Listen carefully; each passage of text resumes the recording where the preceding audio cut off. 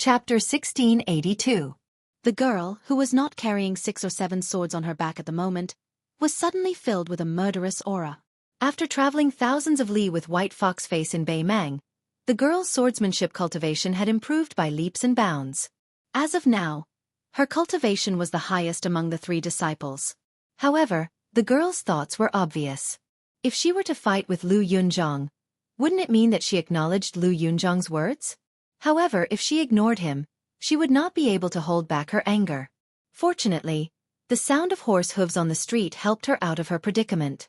It was her master's younger brother, the commander of the Longxiang army, Su Longxiang, who had returned from Liuzhou to the capital. When Su Fengnian walked down the steps, he said, "Dilong, spar with your junior brother. Beat him up the same way our master beat you up yesterday, as long as it doesn't delay the reunion dinner." Yu Dilong was stunned. Lu Yunzhang, who was the smartest, had already run into the residence and shouted, "I can fight, but let me go get my weapon."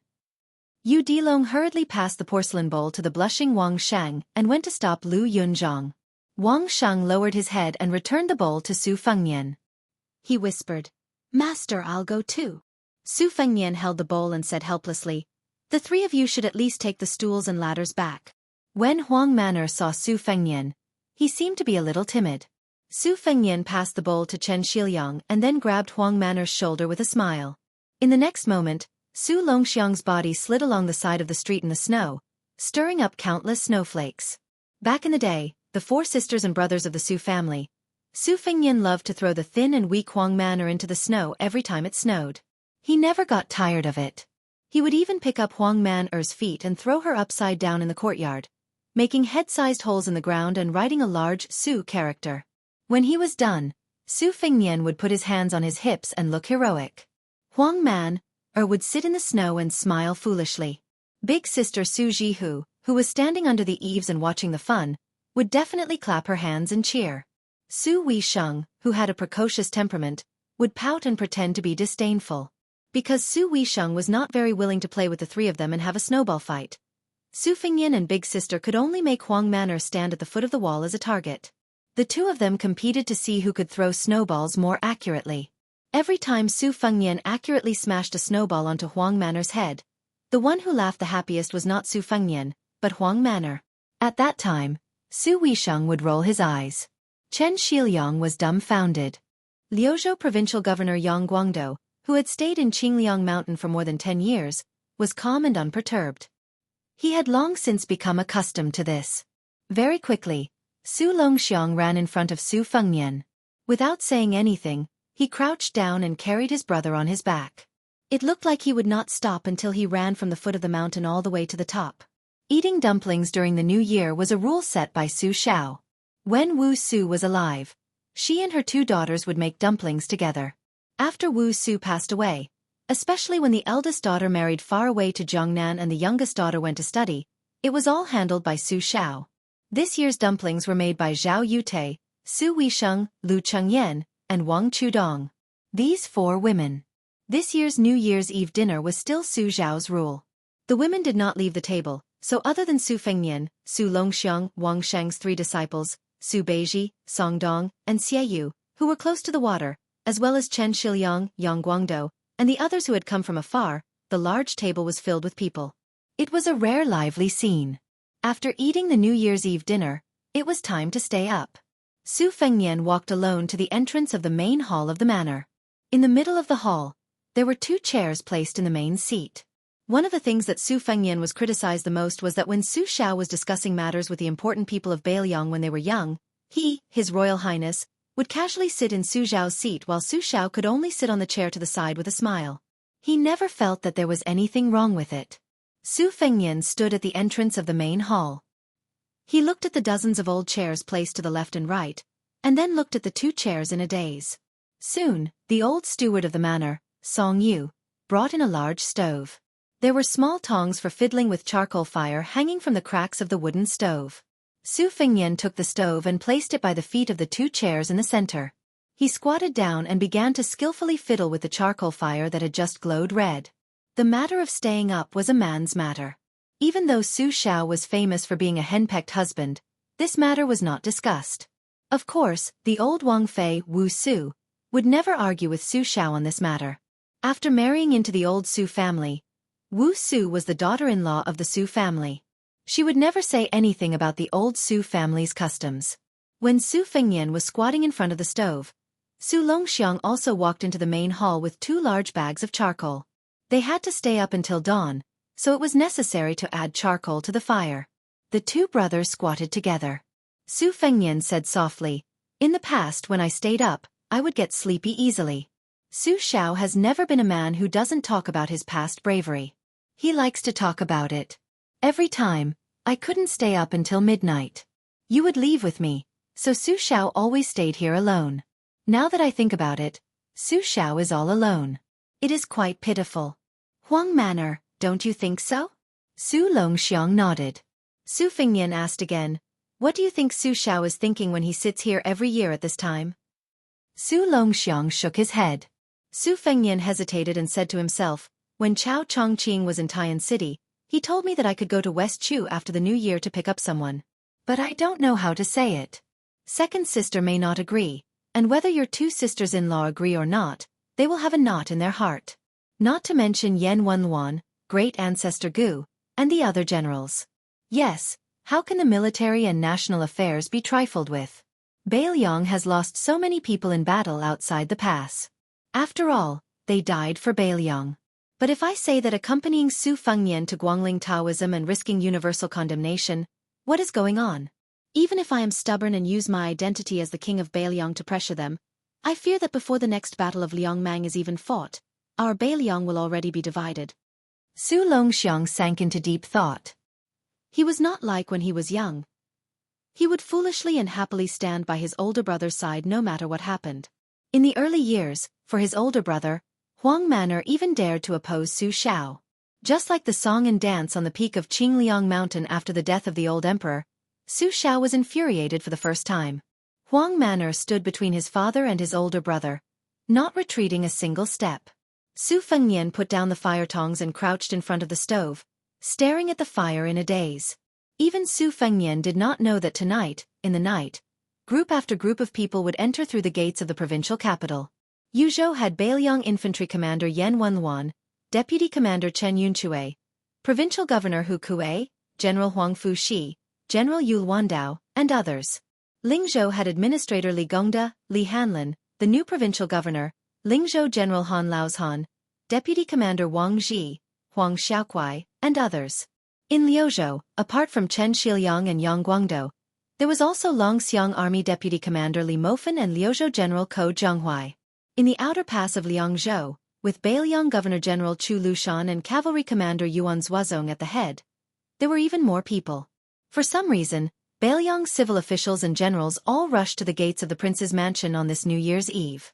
Su Yanbing stood at the entrance of the hall, his face abnormally heavy. Su Fengnian slowly stood up and smiled bitterly. The lineup at the foot of the mountain was undoubtedly forcing him to abdicate. Since he was kept in the dark, that meant that even his second sister and Chu Lushan would not agree. Su Fengnian stood near the chair and turned to look at the entrance. Chu Lushan was the first to appear at the entrance, but he was not in a hurry to step over the threshold. Su Fengnian gathered his thoughts and said with a hoarse voice, "Come in." Chu Lushan, Li Gongda, Yan Wenluan, Yuan Zuozong, Chen Yunchui, Great Ancestor Gu, Li Mofen, Yu Luandao, Ko Zhenghuai, Chao Xiaojiao, Song Dongming, Bai Yu, Huang Shang, Su Beiji, Chen Shiliang. Because there were too many people entering the hall, they had no choice but to add more than 10 chairs. Su Fengnian waited until there were chairs behind everyone before sitting on the chair that Su Xiao used in the past. Su Fengnian stretched out his hand and gestured. Everyone sat down. Su Longxiang also picked a chair and sat on the side. That majestic momentum was not inferior to Chao Chongqing, Dong Tai, and Tuoba Bodhisattva. All the top martial arts masters appeared in front of the young king. Su Fengnian was not angry, but a little tired. Chu Lushan, who was sitting next to Su Longxiang, Yuan Zuozong, and Qi Dangua, lowered his head as if he did not dare to look at Su Fengnian. The reason for the situation tonight was because of him and Su Weisheng. Otherwise, who would dare to act like this? Su Fengnian sat upright with his hands in his sleeves, just like Su Xiao in the past. Chapter 1683. In the Su family on Mount Qingliang, The men were staying up in the meeting hall, while the women were not sleeping either. Instead, they were gathered in Su Weisheng's small courtyard. Like Wutong'an, they had laid out extravagant earth dragons. However, ever since the Battle of Liangmang, both Wutong'an and this place had never used earth dragons that consumed countless charcoal. Even when facing Su Weisheng, Aunt Zhao Yute still wore her visor. She was bending over and fiddling with the charcoal fire. The light of the fire shone on her visor, making it sparkle. Lu Chengyan and Wang Chudong sat to the left and right of Su Weisheng. Wang Chudong, who had a lively temperament, had never liked to pay attention to the posture of the armchair, so she sat on a small stool.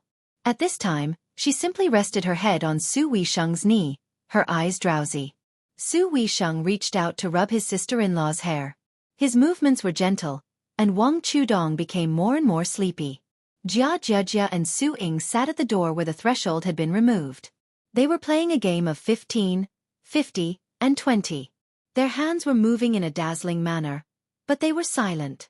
Inside and outside the room, only the occasional sound of the charcoal fire crackling could be heard. It was quiet and peaceful. Zhao Yute gently moved the ashes to cover the charcoal fire, so that Wang Chudong would not feel her skirt burning. She finally broke the silence and sighed softly. We shouldn't have forced Xiaoyan like this. Since we are family, even if we knew we couldn't persuade him, it would have been better to let him know in advance. Su Weisheng lowered his gaze and stared at the fire that was faintly discernible under the ashes. He softly said, Auntie, it's not like you don't know what kind of temper he has. Since he was young, he has a stubborn temper. Once he has set his mind on something, even if Mother punished him, he wouldn't change his mind. Now that he is a martial arts great grandmaster, if he left Liang Zhou alone in a fit of anger, who could stop him? Could I let Yuan Zuozong lead the great snow dragon cavalry to stop him? Whether it was Su Yanbing or Huyen Deguan, there were only a handful of great grandmasters in Bailiang who could stop them. They were also sentimental people and would not stop them. It could be said that they had the attitude of wanting to see the world in chaos. Don't look at how we defeated Bei Mang. In the end, Father only left us a small fortune. How can we afford to let him squander it as he wishes? Su Weisheng's expression was dark and gloomy. He said as calmly as he could, Why did I announce that all the influential people in Bailiang would come to our house on New Year's Eve? Naturally, some people are selfish. They are afraid that Bailiang will be trapped in the whirlpool of West Chu and lose their troops and horses. Once they are affected, Bailiang may be lost. In that case, they will be beaten back to their original state and the official titles in their hands will be wasted. In the future, even if the Liang imperial court is willing to accept them, how many decades will they have to climb back up in the officialdom? But I also believe that more people are doing this for the sake of Bailiang and the Bailiang Frontier Army. They are not afraid to offend their superiors. Apart from Su Weisheng's voice, there was dead silence in the room. Su Weisheng unconsciously emphasized, Perhaps he can pat his chest and say with a clear conscience that the reason Bailiang has a moment of stability today is because of Su Fengnian. He has been outside Hutu City, outside Calabash City, outside Qingsong City, and thousands of miles in the western regions. He has risked his life there, so he has the right to be willful for once. Zhao Yute raised his head and asked, Is that not the case? Su Weisheng's expression was miserable. He shook his head and said, No. Although the cold helmet covered his ferocious and terrifying face, Zhao Yute was clearly angry. He said in a low voice, Just because his surname is Su and he is the son of the great general and the princess? Su Weisheng and Zhao Yute looked at each other. Their eyes were firm. He is the eldest son of the Su family. The king of Bailiang is related to the life and death of more than 2 million people in Bailiang. He is also one of the 4 grandmasters of martial arts. Since he chose to increase his burden and practice martial arts, then he should be like our father and take the lead in every battle. Even more than our father, he should face Tuoba Bodhisattva and Bei Mang's million-strong army. It is he who blocked the only way out. It is he who made himself unable to be a vassal king who can enjoy peace by taking a step back. He can't blame anyone else. Zhao Yute wanted to say something but stopped. He could only sigh. It turned out that this was the reason why she was extremely unwilling to let Su Fengnian practice martial arts. After practicing martial arts and becoming a peerless master, once he became the enemy of tens of thousands of people on the battlefield, then during the Battle of Liangmang, what reason did he have to just hide behind the scenes and strategize? If he was just a weak young vassal king who was not a great grandmaster, Su Fengnian, then he would still have an excuse not to personally fight. At the very least, even if he rode to the battlefield, he would only die after many people. Or even, when she didn't want him to die in Bailiang, she could forcibly take him away from the northwest and fly away. Facing such a painstaking woman, Zhao Yute couldn't get angry. Su Weisheng suddenly patted Wang Chudong's little head and said resolutely, "I am going to add charcoal to the meeting hall." Wang Chudong rubbed his eyes. He didn't understand. Zhao Yute said bitterly, "What else do you want to do? Isn't it enough?" After Wang Chudong raised his head, Su Weisheng said coldly, "Huta City's Lu Jinu, Longxiang Army's Wang Lingbao, Wugong City's Zhu Mu and Gao Shiqing, these people, those people, many of them are dead. I am going to add chairs for them in the meeting hall. I just want Su Fengnian to see with his own eyes the empty chairs." Lu Chengyan suddenly said, "I will go." Su Weisheng smiled. He bent his finger and knocked on her forehead. "Silly, how can you do this kind of thing? Anyone can be a villain, but you, Lu Chengyan, can't." Zhao Yute also nodded and said, "Don't worry about it, Chengyan." Su Weisheng interrupted Zhao Yute's next words. "Aunt, I will go." Zhao Yute was silent for a long time. Finally, he slowly nodded. Without Su Weisheng in the room, no one spoke. About 2 incense sticks later, Su Weisheng pushed his wheelchair back to the door. His face was pale. Zhao Yute got up and walked over. She said with heartache, "Did Xiaonian get angry at you? Aunt will go teach him a lesson now." Su Weisheng grabbed Zhao Yute's sleeve tightly and said sadly, "I went back halfway, but someone told me that he had already added chairs for those heroes in the meeting hall." "Auntie, am I wrong?" Zhao Yute squatted down and wiped away the tears on his face. She said softly, "No, you are not wrong. You and Xiaonian are both good children." Inside the room, Lu Qingyan's expression was wooden. Wang Chudong was silently sobbing. The 2 girls who were sitting cross-legged at the door with Su Ying suddenly said, "Women shouldn't get involved in men's business. Fighting and defending the world has nothing to do with us." Perhaps because she had been with Jia Jiajia for a long time, Su Ying actually laughed for the first time. Everyone in the meeting hall was an ambitious and ruthless person, a hero, and a famous scholar. Chu Lushan, Yan Wenluan, Li Gongda, Yuan Zuozong, Ancestor Gu, Chen Yunchui, Zhou Kong, Qi Danghua, Ko Jianghuai, Hu Kuei, Huang Fuxi, Han Laozhan, Song Dongming, Bai Yu, Su Beiji, Chen Shiliang, Li Hanlin, Huang Shang, Yang Guangdou, Shi Fu, Yu Dian, Hong Yu, Huang Xiaokuai, Yuan Wenbao, Chao Xiaojiao, Hong Xinjia, Wang Ji, Song Chong Sui, Xianin Ma, Wei Shaking, Tian Peifeng, Hu Gonglai, Wei Chenshi, Jiao Wui, Chong Sui, Su Huang. There were only 4 prefectures in northern Liang, but the number of generals there was enough to make the imperial court of Liang, which had unified the Central Plains, blush with shame. Chapter 1684. Su Yanbing, who was regarded as a half-step martial saint by the young vassal king, stood outside the door, leaning against the pillar, arms crossed, looking at the night sky. There was a travel-worn old man who came from an academy in Yuzhou. For some reason, he was in such a hurry that he wished the horse had 8 legs, but after entering the mansion, he was not in a hurry. He walked leisurely on the bright moonlight and the endless red lanterns to the tide-listening pavilion. Beside the old man in a scholarly robe was a woman with a cold temperament. She was one of the disciples of Shangyin Academy's Han Guzi, Su Weisheng's junior sister, Jean Baosher. She was different from her fellow disciples who were already in Bailiang's court. She was not willing to go to Wutongan to live under someone else's roof, nor was she suitable to be an official, so she went to the academy. She helped the old man with chores while concentrating on her studies. The old man was the bad chess player that the young vassal king spoke of. He was the national player who could play chess on par with Su Xiao. Of course, his more famous identity was Chancellor Wang of Shangyin Academy, the person who led the scholars to die. If and only if the Bailiang Su family really split the land and became emperor, then this old man was actually the first official to follow the dragon. The significance was even greater than Zhao Chongling's defection to Su Xiao during the Spring and Autumn War. But unexpectedly, the old scholar who had made great contributions in Bailiang, one of Su Weisheng's teachers, and a famous scholar who had wrestled with the Academy's Grand Chancellor Qi Yonglong in the early years, was like a clay ox entering the sea after his identity was revealed. He became an unknown teacher on a small mountain far smaller than Green Deer Mountain Academy.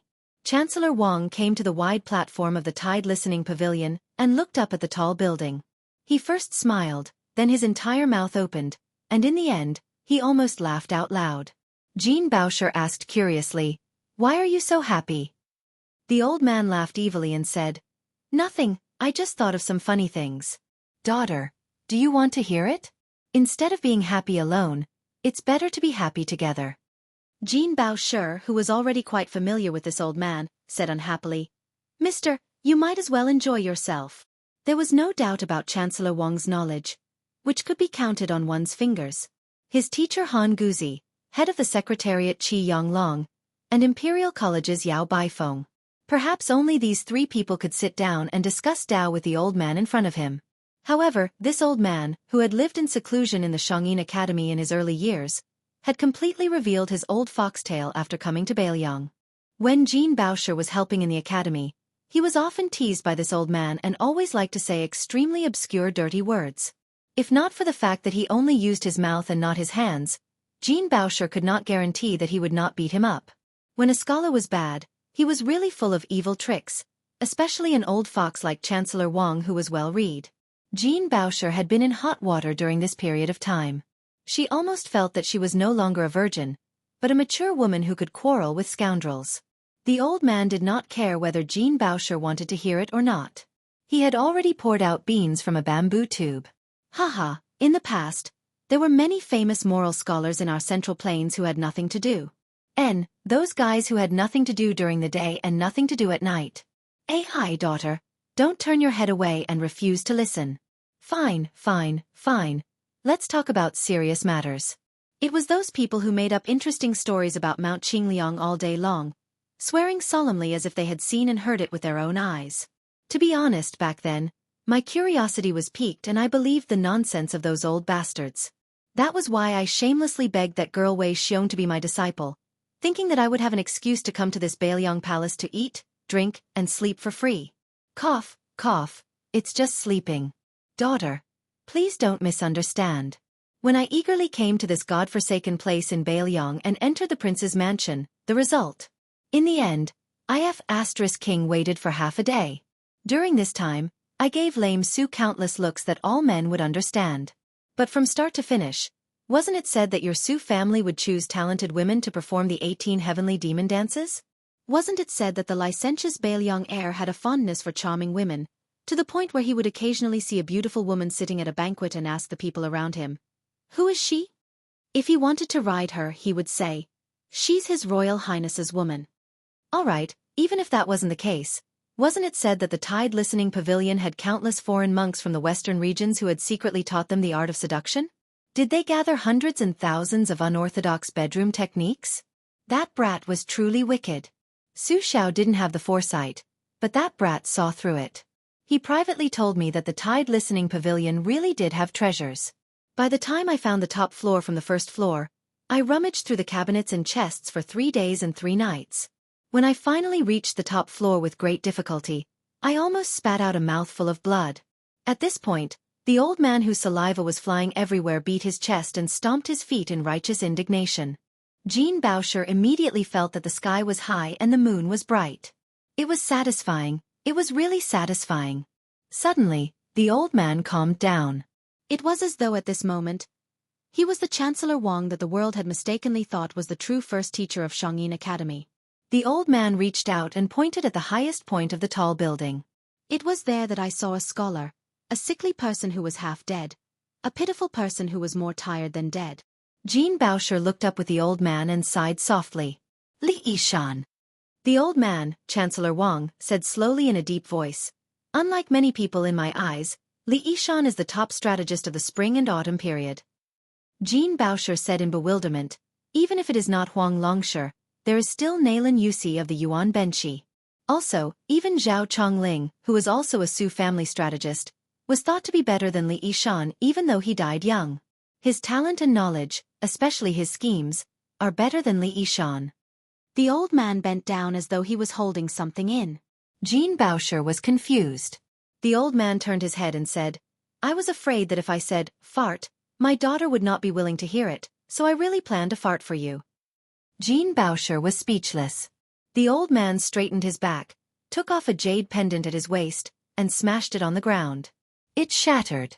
The old man looked at Jean Boucher and asked with a smile, "Do you understand?"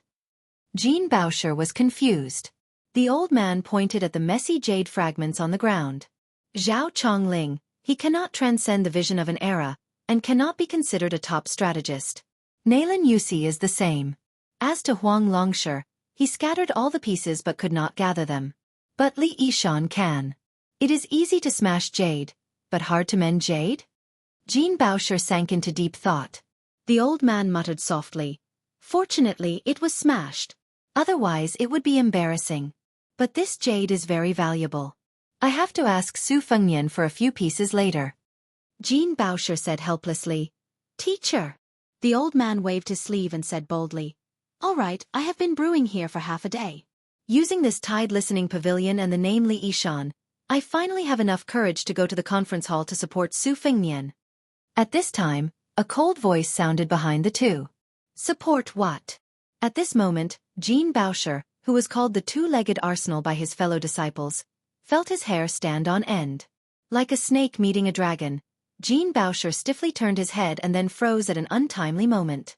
Wang Ji, who did not know martial arts, turned around after drinking and blurted out, "Such a handsome man in their field of vision, dressed in white robes, with two blades at her waist. Embroidered winter and spring thunder." Chapter 1685. If it was said that adding chairs to the discussion hall was adding oil to the fire, it was the young vassal king's own trap. Then the White Feather Cavalry commander Yuan Nanting brought several retired generals to the discussion hall. It was one disaster after another. Not only did the former cavalry deputy commander Wei Taizhan and the former infantry deputy commander Lu Yuanji come. Even Lin Dofeng came. The latter had not only beaten up Lu Yuanji, who wanted to fight for Zhong Hongguo at the Liangzhou border, he had also appeared with Partridge Zhoukong in the procession to send off His Royal Highness. This old soldier of the Su family had almost become in-laws with Su Shao back then. So while Lin Dofeng had retired from Beiliang for many years, in the eyes of the masters of the Beiliang cavalry of the two dynasties, he was a very special existence, far from being comparable to ordinary Beiliang generals. The discussion hall was already crowded, and after adding chairs for Lu Jinu, Wang Lingbao and the other heroes, when Lin Dofeng and the others sat down, the discussion hall that had been empty for many years was overcrowded tonight. At this time, there were nearly 60 chairs in the discussion hall. The main generals of Beiliang's cavalry and infantry, the generals of the three provinces, the local officers with real power, the Qingliang mountain civil officials and strategists were all gathered together.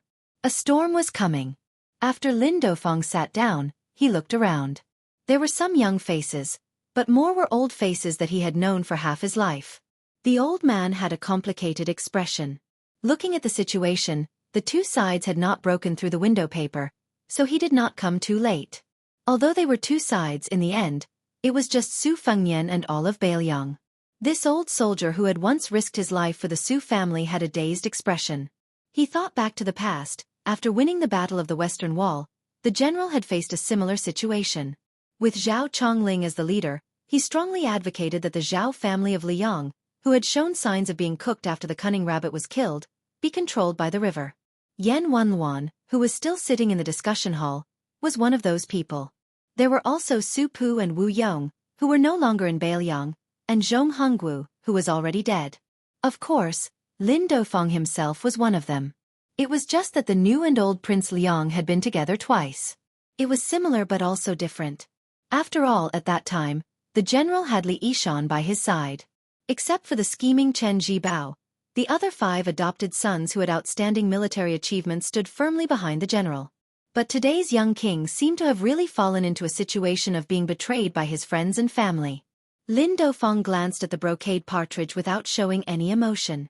It was said that Zhou Kong was forced to hand over part of his military power in Beijing, so he was already at odds with the prince. Lin Dofeng's gaze moved to the Beiliang governor Chu Lushan and the cavalry commander Yuan Zuozong. Chu Lushan was looking down at his feet like he was counting ants. Yuan Baixiong was resting with his eyes closed. Beside the two, Qi Danghua, who was also the general's adopted son, straightened his back and clenched his fists. He looked like he wanted to say something but stopped. This made this burly general look somewhat comical. Lin Dofeng glanced at Tian Peifeng, who was about to step down as the provincial governor of Liangzhou. This nominal third civil official of Beiliang was probably like a lamb standing between wolves, tigers, and leopards. Lin Dofeng sighed quietly. He had long received the news that they were going to have an audience with the prince on New Year's Eve. Chan Yunshui, who still held great power in the border army, told him about it. He didn't say anything in detail. He only said that all the high-ranking people in Beiliang would go to the prince's mansion. He only asked Lin Dofeng if he wanted to join in the fun. Lin Dofeng knew that it wouldn't be something pleasant. He didn't want to get involved in this mess, but he couldn't hold it in. He was afraid that the prince's hard-earned family property would fall apart overnight. In the end, Lin Dofeng called his life-saving brother, Lu Sainer, and the old and wise Wei Taizhan. He hoped that no matter what happened, the three old men would be willing to sacrifice their lives to be the peacemakers so that things wouldn't get out of hand. The strange thing was that when they arrived at the prince's mansion, Yuan Nanting had been waiting there for a long time. He said that Yan Wenluan and Chu Lushan had passed a message to the three old men, telling them to wait and see. Lin Dofeng, who had rushed to Liangzhou in a hurry, immediately felt a surge of anger. However, because Yuan Nanting was one of the old soldiers who had sent off His Royal Highness, Lin Dofeng held back his anger and didn't get angry at him on the spot. In the hall, there was no noisy chatter of, the emperor and his subjects are suitable for each other, and the group of civil and military officials did not exchange pleasantries either. Lin Dofeng, Wei Taizhan, and Lu Yuanji all felt a kind of suffocating pressure. At this time and place, silence was better than words. It wasn't hard to imagine how much pressure the young king was under. Lu Yuanji had a rough temper and was used to being careless. He turned to He Zhong, who was sitting next to him, and suddenly asked in a low voice, "Old He, what do you want to do?" "Tell me, Lu Sainer, so that I don't feel uncomfortable. It's too uncomfortable to have a knife on my neck." The old general, who had been ill in recent years, hesitated for a moment. He lowered his voice and said calmly, "We don't know when the Beimang barbarians will send their army to the border. At this time, the prince wants to lead an elite cavalry to the south to the Central Plains."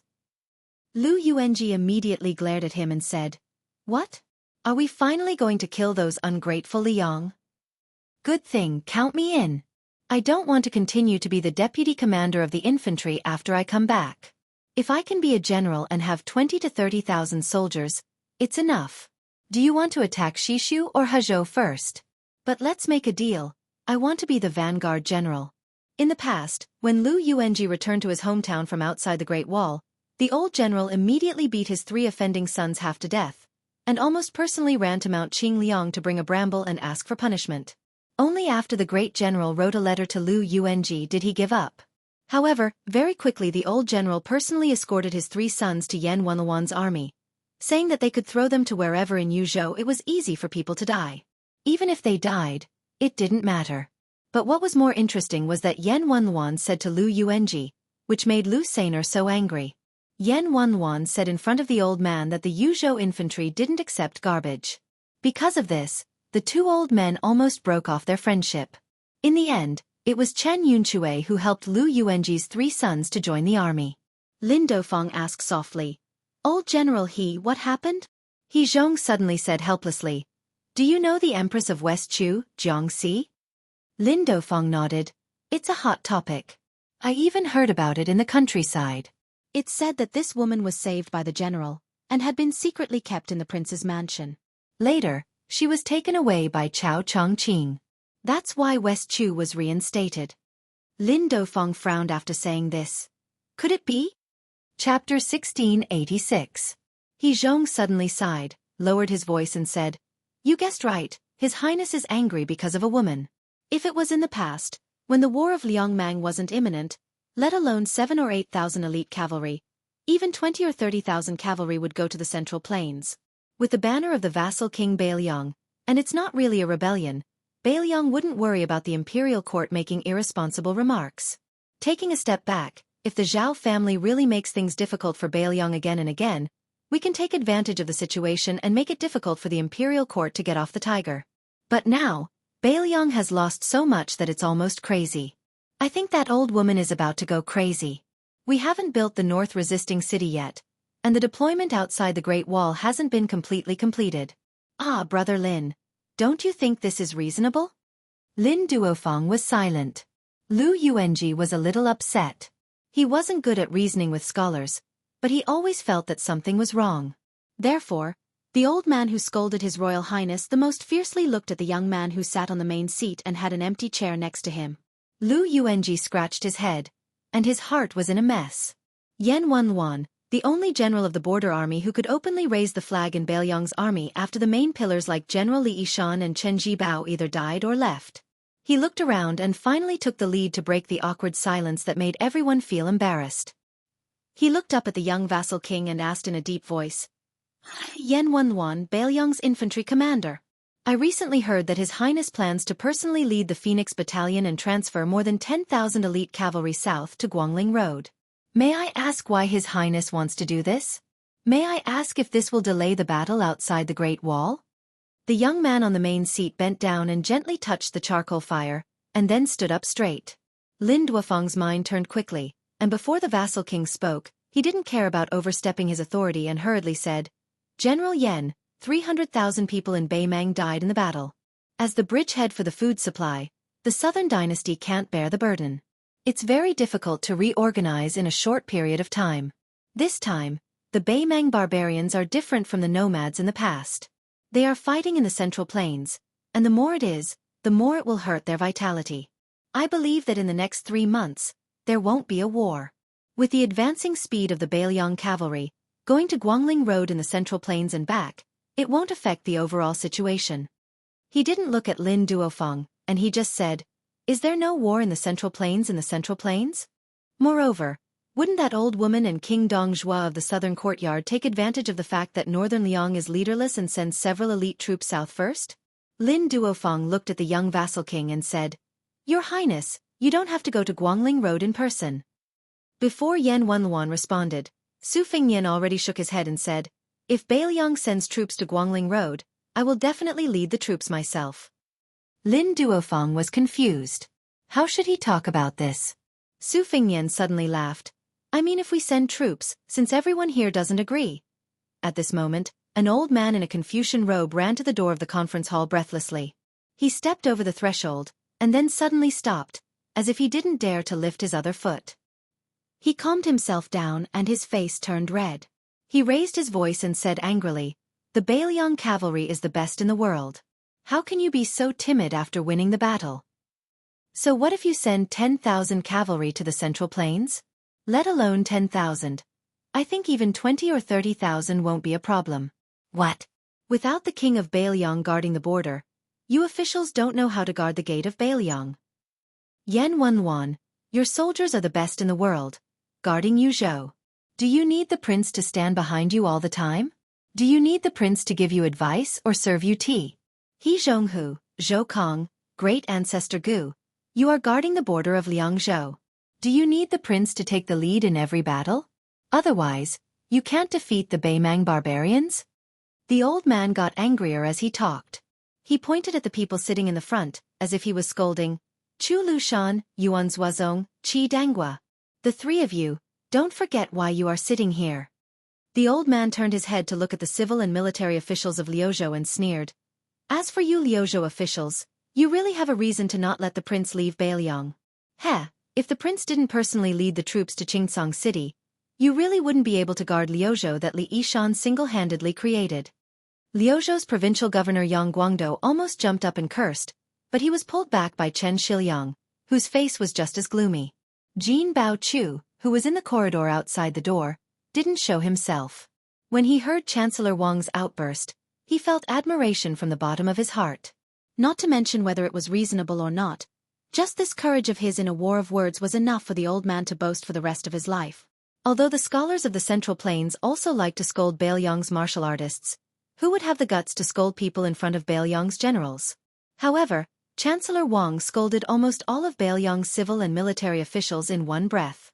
No wonder the old man wanted to drag him to Tide Listening Pavilion first.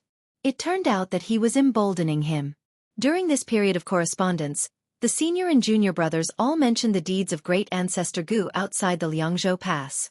The facts prove that even the famous veteran of the spring and autumn period, the first pillar of South Tang in the past, after coming to Bailiang, Even if he was already the deputy commander of the infantry army, he still couldn't bear the consequences after angering the local generals. Everyone knew that the next commander of the infantry army was between great ancestor Gu and Chen Yunshui. Now, even if Chen Yunshui didn't take over Yan Wenluan, even if a younger generation general took over, it would definitely not be great ancestor Gu. This indirectly showed that the power of the generals was deeply rooted in the Bailiang frontier army. Even if the young king pushed great ancestor Gu, who had lost the confidence of the army, to the position of the commander of the infantry army, great ancestor Gu himself probably wouldn't be able to hold on. In this way, Chancellor Wang's concealment of strength and biding his time in the academy was completely in vain. It should be because the old man was no longer timid like before. He put his hands on his waist and said angrily, "After the general left, everyone became arrogant and dared to flaunt their power in front of the Su family. I don't believe that there is no one here who is loyal to the Lord. Su Beiji, Chen Shiliang, Li Hanlin, all of you, stand up and say something fair." As a result, not only Su Beiji and Chen Shiliang, the two counselors, even Li Hanlin, who had turned over a new leaf, sat still on the chair. Chancellor Wang was stunned on the spot. Suddenly, he sat on the door sill and cursed like a shrew on the streets. He said in a heart-wrenching voice, "Why should we, the king of northern Liang, who has 300,000 strong cavalry, live without any meaning at all? Once, just once, can't we do it? Yan Wenluan, you bunch of old bastards. You are so old, what right do you have to bully a young man who is not even 30 years old?" The whole hall was silent. Chancellor Wang's eyes were completely bloodshot. He was so angry that he began to laugh. He raised a palm high up and said with a loud laugh, "Ever since Yong Huichu's Liang Great Army returned without accomplishing anything, the Great Snow Dragon Cavalry has entered northern Mang's hinterland for the first time in more than 10 years. Do you know why?" Chancellor Wang slowly stood up. The old man seemed to have pressed his palm on the wall. He said loudly, "At that time, Su Xiao stood by the wall and slapped the map of Beimang. He said something to me. Su Xiao said his son was there." The old man glared at everyone in the conference hall. "Su Xiao also asked me if this reason was enough?"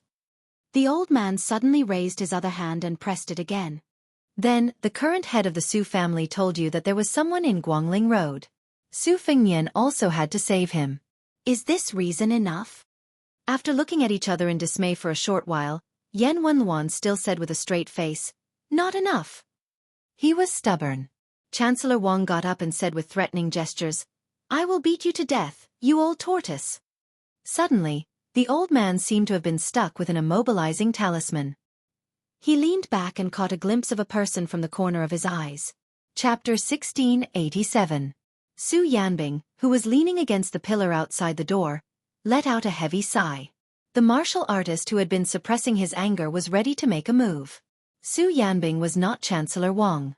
He was a martial artist and would always use his fists to solve things instead of using his mouth. His fellow disciple Han Lao's Han, the current general of Lingzhou, was the first person he wanted to beat up tonight. However, Su Yanbing was stunned for a moment because a white robe was slowly walking over from not far away.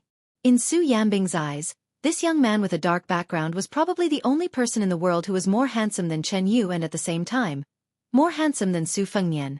In his early years, he met His Royal Highness in Jianghu and once flipped through books in Tide Listening Pavilion. Later on, he also lent His Royal Highness a knife to roam Jianghu. White Fox's face. He brushed past Jin Bao room and walked behind Chancellor Wang. He stood at the door and said with a cold expression, "Su Fengnian, are you a man or not? If you are, then go to Guangling Road. I will accompany you." Su Fengnian did not stand up and asked softly, "I will not bring a single soldier and will come back quickly, how about that?" Bailiang's governor Chu Lushan, who had been pretending to be deaf and mute, stood up with difficulty. For the first time, he used an unquestionable tone to shake his head at His Royal Highness and said, "I, Chu Lushan, will be the first to disagree." Yan Wenluan also stood up. "I, Yan Wenluan, will not agree." Su Beiji and Chen Shiliang stood up at almost the same time and said in unison that they did not agree. Almost everyone stood up and did not agree. Among them were Yuan Zuozong and Qi Dangua, who were Su Zhao's adopted sons, Li Hanlin, who was a brother, great ancestor Gu Huangshang, who was personally brought to Bailiang by Su Fengnian and given a high position, Chong Sui, Su Huang and Hong Yu, who were young and strong generals that Su Fengnian had high hopes for. None of them agreed. Su Fengnian slowly stood up and looked at the face of the white fox with a forced smile. Bai Huer did not say a word. She only took down the Xiaodong saber from her waist and threw it to Su Fengnian. She said calmly, "Just follow me." Su Yanbing stood beside White Fox with his arms crossed and nodded at the young vassal lord. Su Fengnian subconsciously reached out to take the familiar embroidered winter saber. Then the light in front of him dimmed. It turned out that Huang Manor was standing in front of him, blocking everyone. He hit his fist against his palm and said coldly, "Whoever stops my brother will die." Su Fengnian gently patted Huang Manor's shoulder. The latter turned his head. Su Fengnian said softly, "Sit back down." Su Longxiang shook his head. Su Fengnian said indifferently, "Sit back down." Su Longxiang roared, "No!" Bai Huer squinted her peach blossom eyes. She pressed her thumb on the hilt of the spring thunder saber, and was about to pull it out of the scabbard. Su Fengnian sat back down and put the embroidered winter saber on his knee. He bent down again to pick up the fire tongs. His lips moved slightly. A subtle sizzling sound was particularly ear-piercing in the silent hall. It was like a drop of water falling into the fire. Bai Huer's face was full of anger. Su Fengnian. Even Su Yanbing was full of murderous intent. He looked at Han Laozhan and said, "If you don't sit down, then take a shot from me. Next year during the Qingming festival, I, Su Yanbing, will help you toast." Su Yanbing didn't know why, but when he saw this guy, he actually blinked and smiled inexplicably. On the main seat, Su Fengnian, whose expression could not be seen, lowered his head and said sadly, "I'll be back soon." Then he disappeared in a flash. In less than half an hour, the young king returned to his seat. During this period, the young man went to the ownerless house. This year, for the first time, a spring festival couplet was pasted outside the shabby house with the word, "Spring." He did not put it up himself. Instead, he asked his two disciples, Wang Shang and Yu Dilong, to secretly come here. He originally hoped to take her back to Mount Qingliang and see if she would be a little surprised. It seemed that he was going to break his promise. Su Fengnian rubbed his cheeks and raised his head. In the Central Plains, there were Lunar New Year celebrations everywhere. In the capital of West Chu, the sound of firecrackers was even louder. In the atmosphere of celebration, a young woman in a dragon robe sat alone in the imperial study in the imperial palace. There was a big stove with a lot of charcoal beside her feet. It had been burning since dusk until now. The charcoal fire was just right. Warm but not hot. The Empress of West Chu did not feel sleepy. She sat on a small stool, curled up, and put her chin on her hands. There was a small gourd tied to her wrist. There was a trembling sound from it, light and sweet. People lived in a lifetime, plants and trees in autumn. Naturally, grass and insects lived and died in a hurry. However, Dechu's imperial palace had a tradition long ago. Every year, the imperial household department would catch crickets and other insects in embroidered cages on the heated Kong, cover them with soil and water them. After that they would lay eggs. When winter came, they would be used for the New Year's Eve banquet. Their loud chirps and firecrackers complemented each other. At this time, the small gourd in Jiangxi's hand contained a few long-lived insects. They spread their wings and chirped incessantly. The gourd was a homonym for good fortune. In ancient books, there was a record of eating melons in July and breaking the pot in August.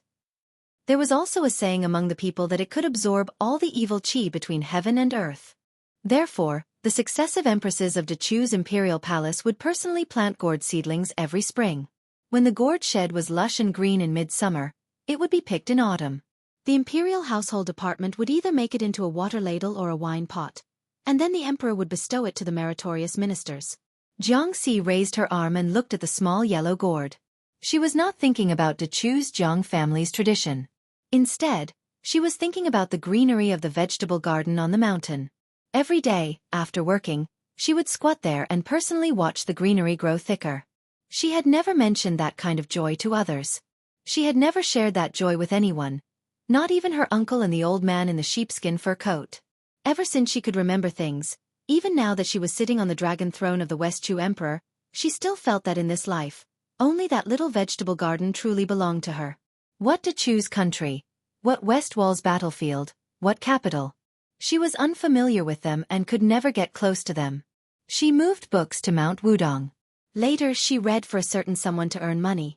Later, she practiced calligraphy and swordsmanship with Li Chun Gang. In the end, she wore the most luxurious clothes in the world. Jiang Si sighed. She pressed the small gourd to her ear and listened to the chirping inside. No matter how hard she tried, she could not hear the slightest hint of joy. She felt melancholy for no reason. Chapter 1688. Jiang Si looked at the big room that was lit with red candles. Although there were maids standing outside the room, she was still a little scared. She had been timid since she was a child. She had only done 2 great things in her life. The first was to assassinate someone with a dagger talisman. The second was probably to practice swordsmanship. As for becoming the first female emperor in the history of the Central Plains, she had no feelings about it. She thought about the word, home, for a long time. In the end, she was annoyed to find that in the depths of her heart, it was the dilapidated house that was so cold that it made people's teeth chatter every winter that was the most like home. At that time, every New Year's Eve, there would be a hateful guy of the same age who would follow behind the old man she was most afraid of. They would put up spring festival couplets openly. Once, the young man deliberately ran into her room and asked her with a smile if she wanted to hang spring festival couplets on both sides of her room. Of course, she said no, but she was unwilling to admit that she wanted to. The sound of firecrackers in the city became louder and louder. Jiang Si stood up and walked to the window. She knew that it was time for the new and the old to change. Suddenly, there was a squeak behind her. Someone pushed the door open and entered. Jiang Si turned around with a smile. As expected, it was her uncle.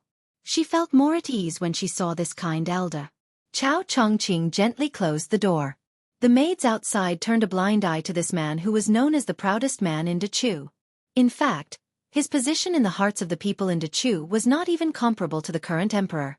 Everyone in West Chu admired Chao Chongqing from the bottom of their hearts. Chao Chongqing squatted beside the stove and put his hand on the charcoal fire to warm himself. Logically speaking, with the cultivation of the land immortal, this Confucian sage was already immune to the cold and heat. Jiang Si sat back on the stool and smiled brightly. Chao Chongqing hesitated for a moment and said, "It's almost the new year. I should be here to announce the good news. However, there is something that I want to make clear to your majesty. Not long ago, I received news that many generals in Bailiang will gather in the meeting hall in the next few days." The young empress was confused and asked, "Ah?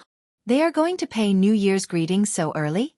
Chao Zhongqing didn't know whether to laugh or cry. With a bit of sentimentality he said, "According to my original expectations, if he wanted to dispatch troops to Guangling Road, Northern Mang wouldn't be able to stop him, because it wasn't appropriate to hastily dispatch troops down south. Liang wouldn't be able to stop him even more, because the 2 of them were appointed as Jinggan Road's Jingshu envoys. They were in the wrong. But I have underestimated the cohesion of the Bailiang. And but Bailiang, but at. Jiang Si lowered her head. She said softly, "It's okay. I didn't expect him to come." Chao Chongqing was silent for a long time. Then he said in a hoarse voice, "Your Majesty, there is one thing you must remember. It's not that he doesn't want to come, but that he can't. Su Fengnian can't be blamed for this." Jiang Si looked at the fire in a daze. She did not say anything. Chao Chongqing smiled bitterly. "Originally, I planned to go north when Bailiang sent troops to Guangling. Now, I have to make other plans." Jiang Si, who was absent-minded, did not pay attention to the fact that Chao Chongqing said, instead of leading the troops to the north. Chao Zhongqing used a pair of pliers to poke at the charcoal fire. When the stove was slightly warmer, he said quietly, "I was wrong. Back then, I shouldn't have used the country's interests to force the emperor to return here." Jiang Si shook her head. Chao Chongqing suddenly showed an unprecedented anger. "Su Fengnian has never disappointed Bailiang. Why do you Bailiang have to do this? What's the difference between you and me, Chao Chongqing?" Jiang Si raised her head. She looked relieved. She smiled and took off the small gourd.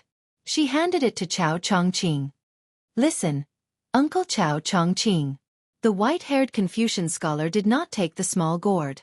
Instead, he clenched his fists and closed his eyes in pain. Outside the window, the new year had just arrived. It was snowing heavily in the north and south of the Yangtze River.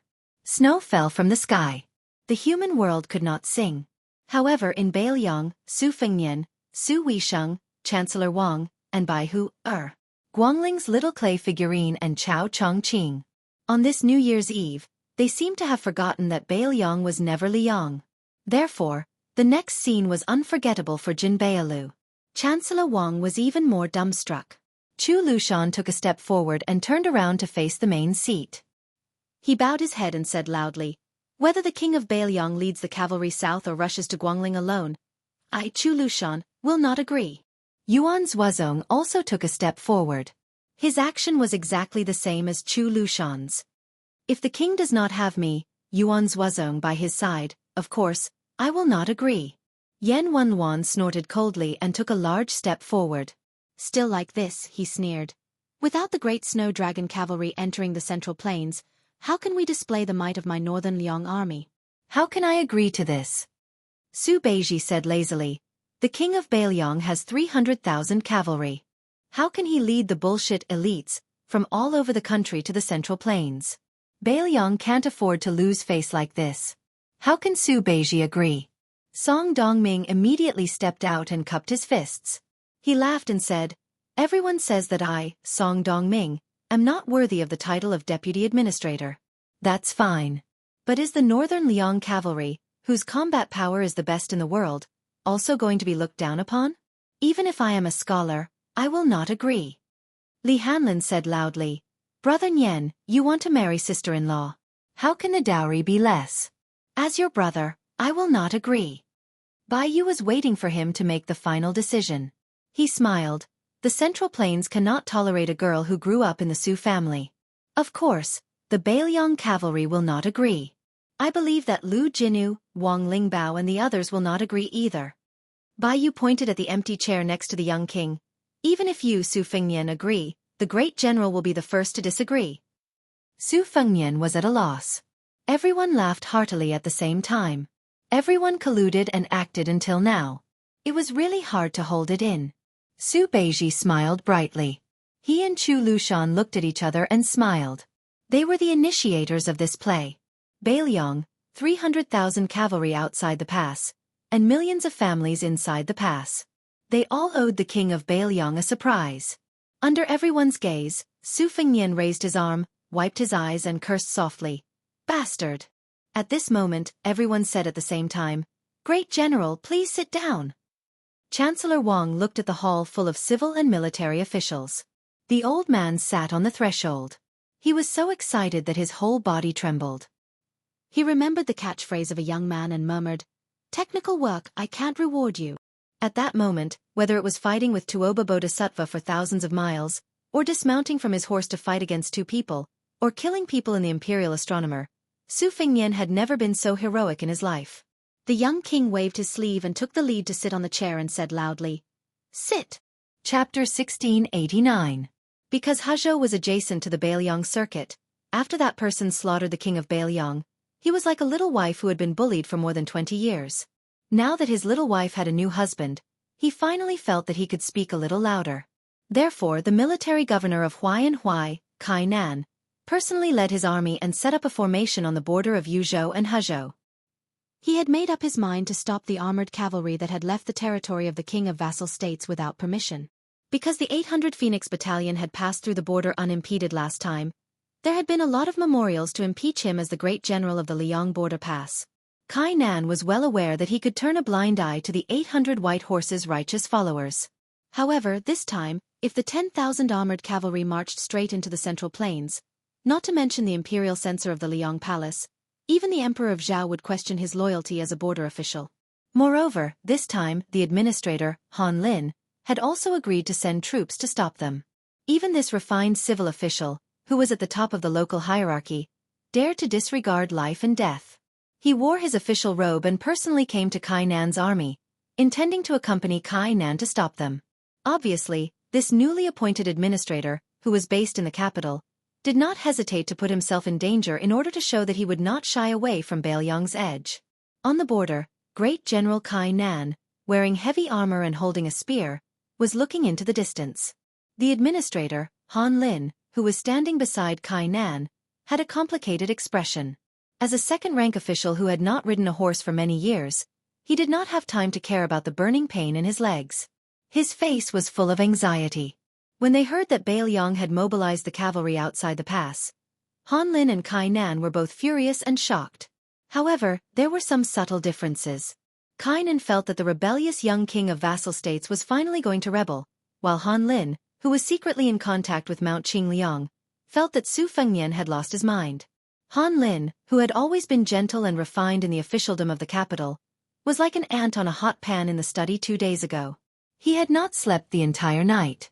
In addition to submitting a secret memorial to the court that could reach the emperor's desk, the administrator, who was famous for his simple and elegant poetry, had also written a slightly long-winded letter home.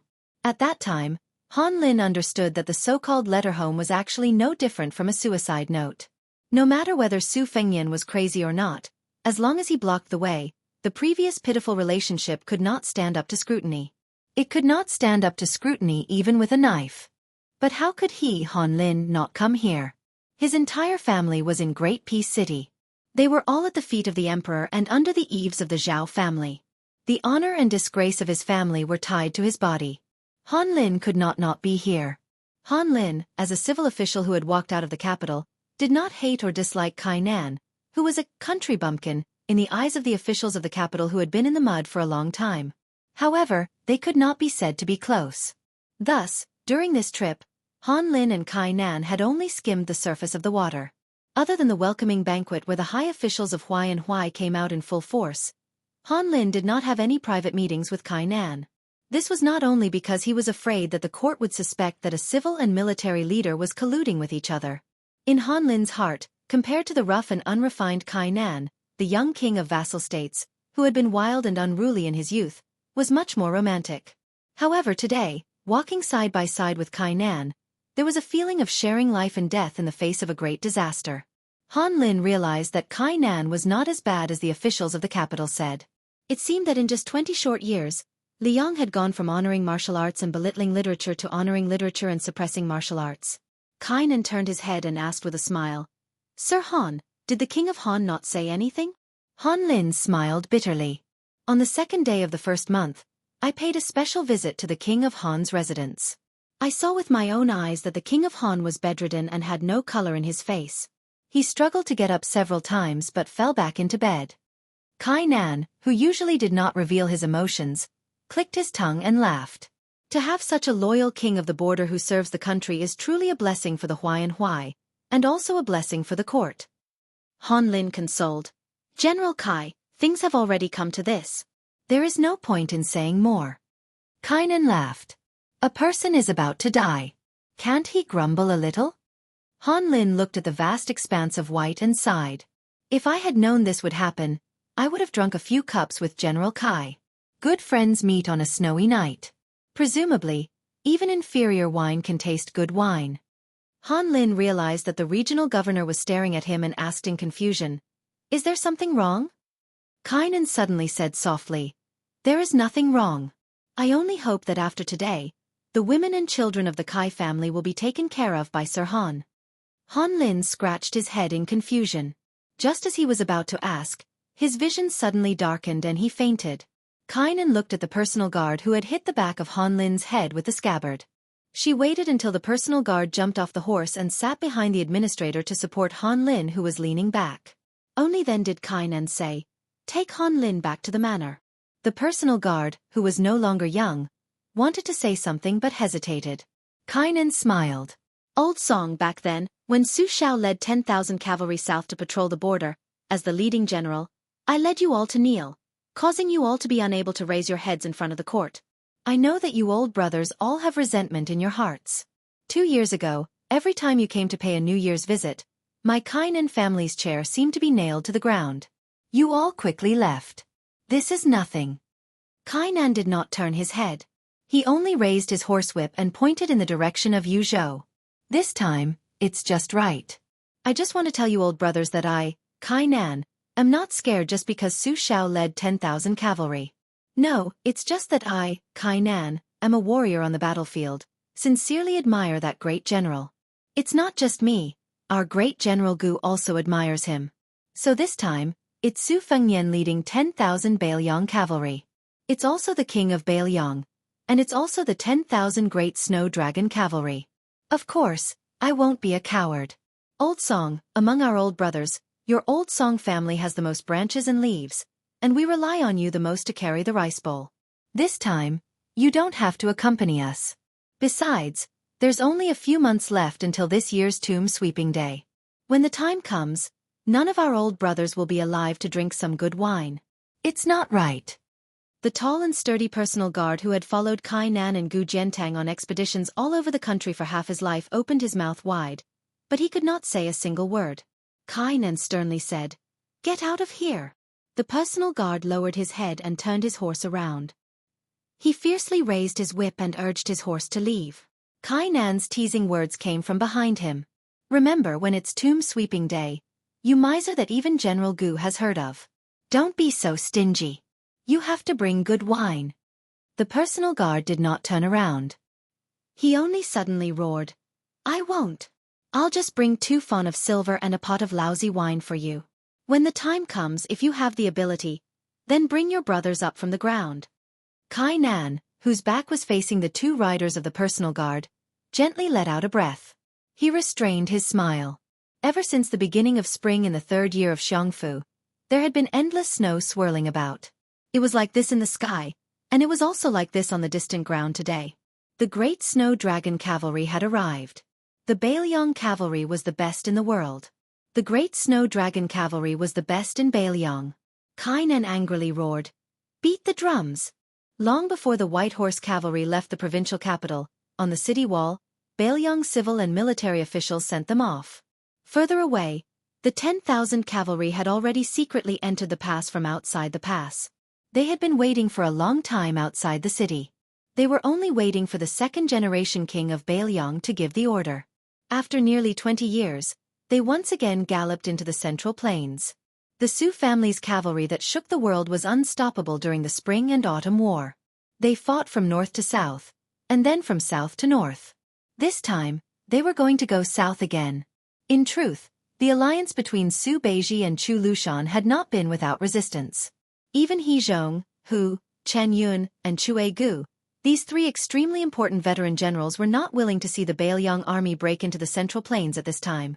However, Yuan Zuozong and Yan Wenluan had agreed to it, and Yan Wenluan's unexpectedly firm stance had succeeded in persuading many of these veteran generals. The northern Liang Protector General Chu Lushan, who was as large as a small mountain, stood beside the thin and weak Yan Wenluan. No matter how others looked at it, they felt awkward. Chu Lushan lightly stomped his foot, cupped his hands, and lowered his head with a smile. "I really didn't think that old General Yan would agree.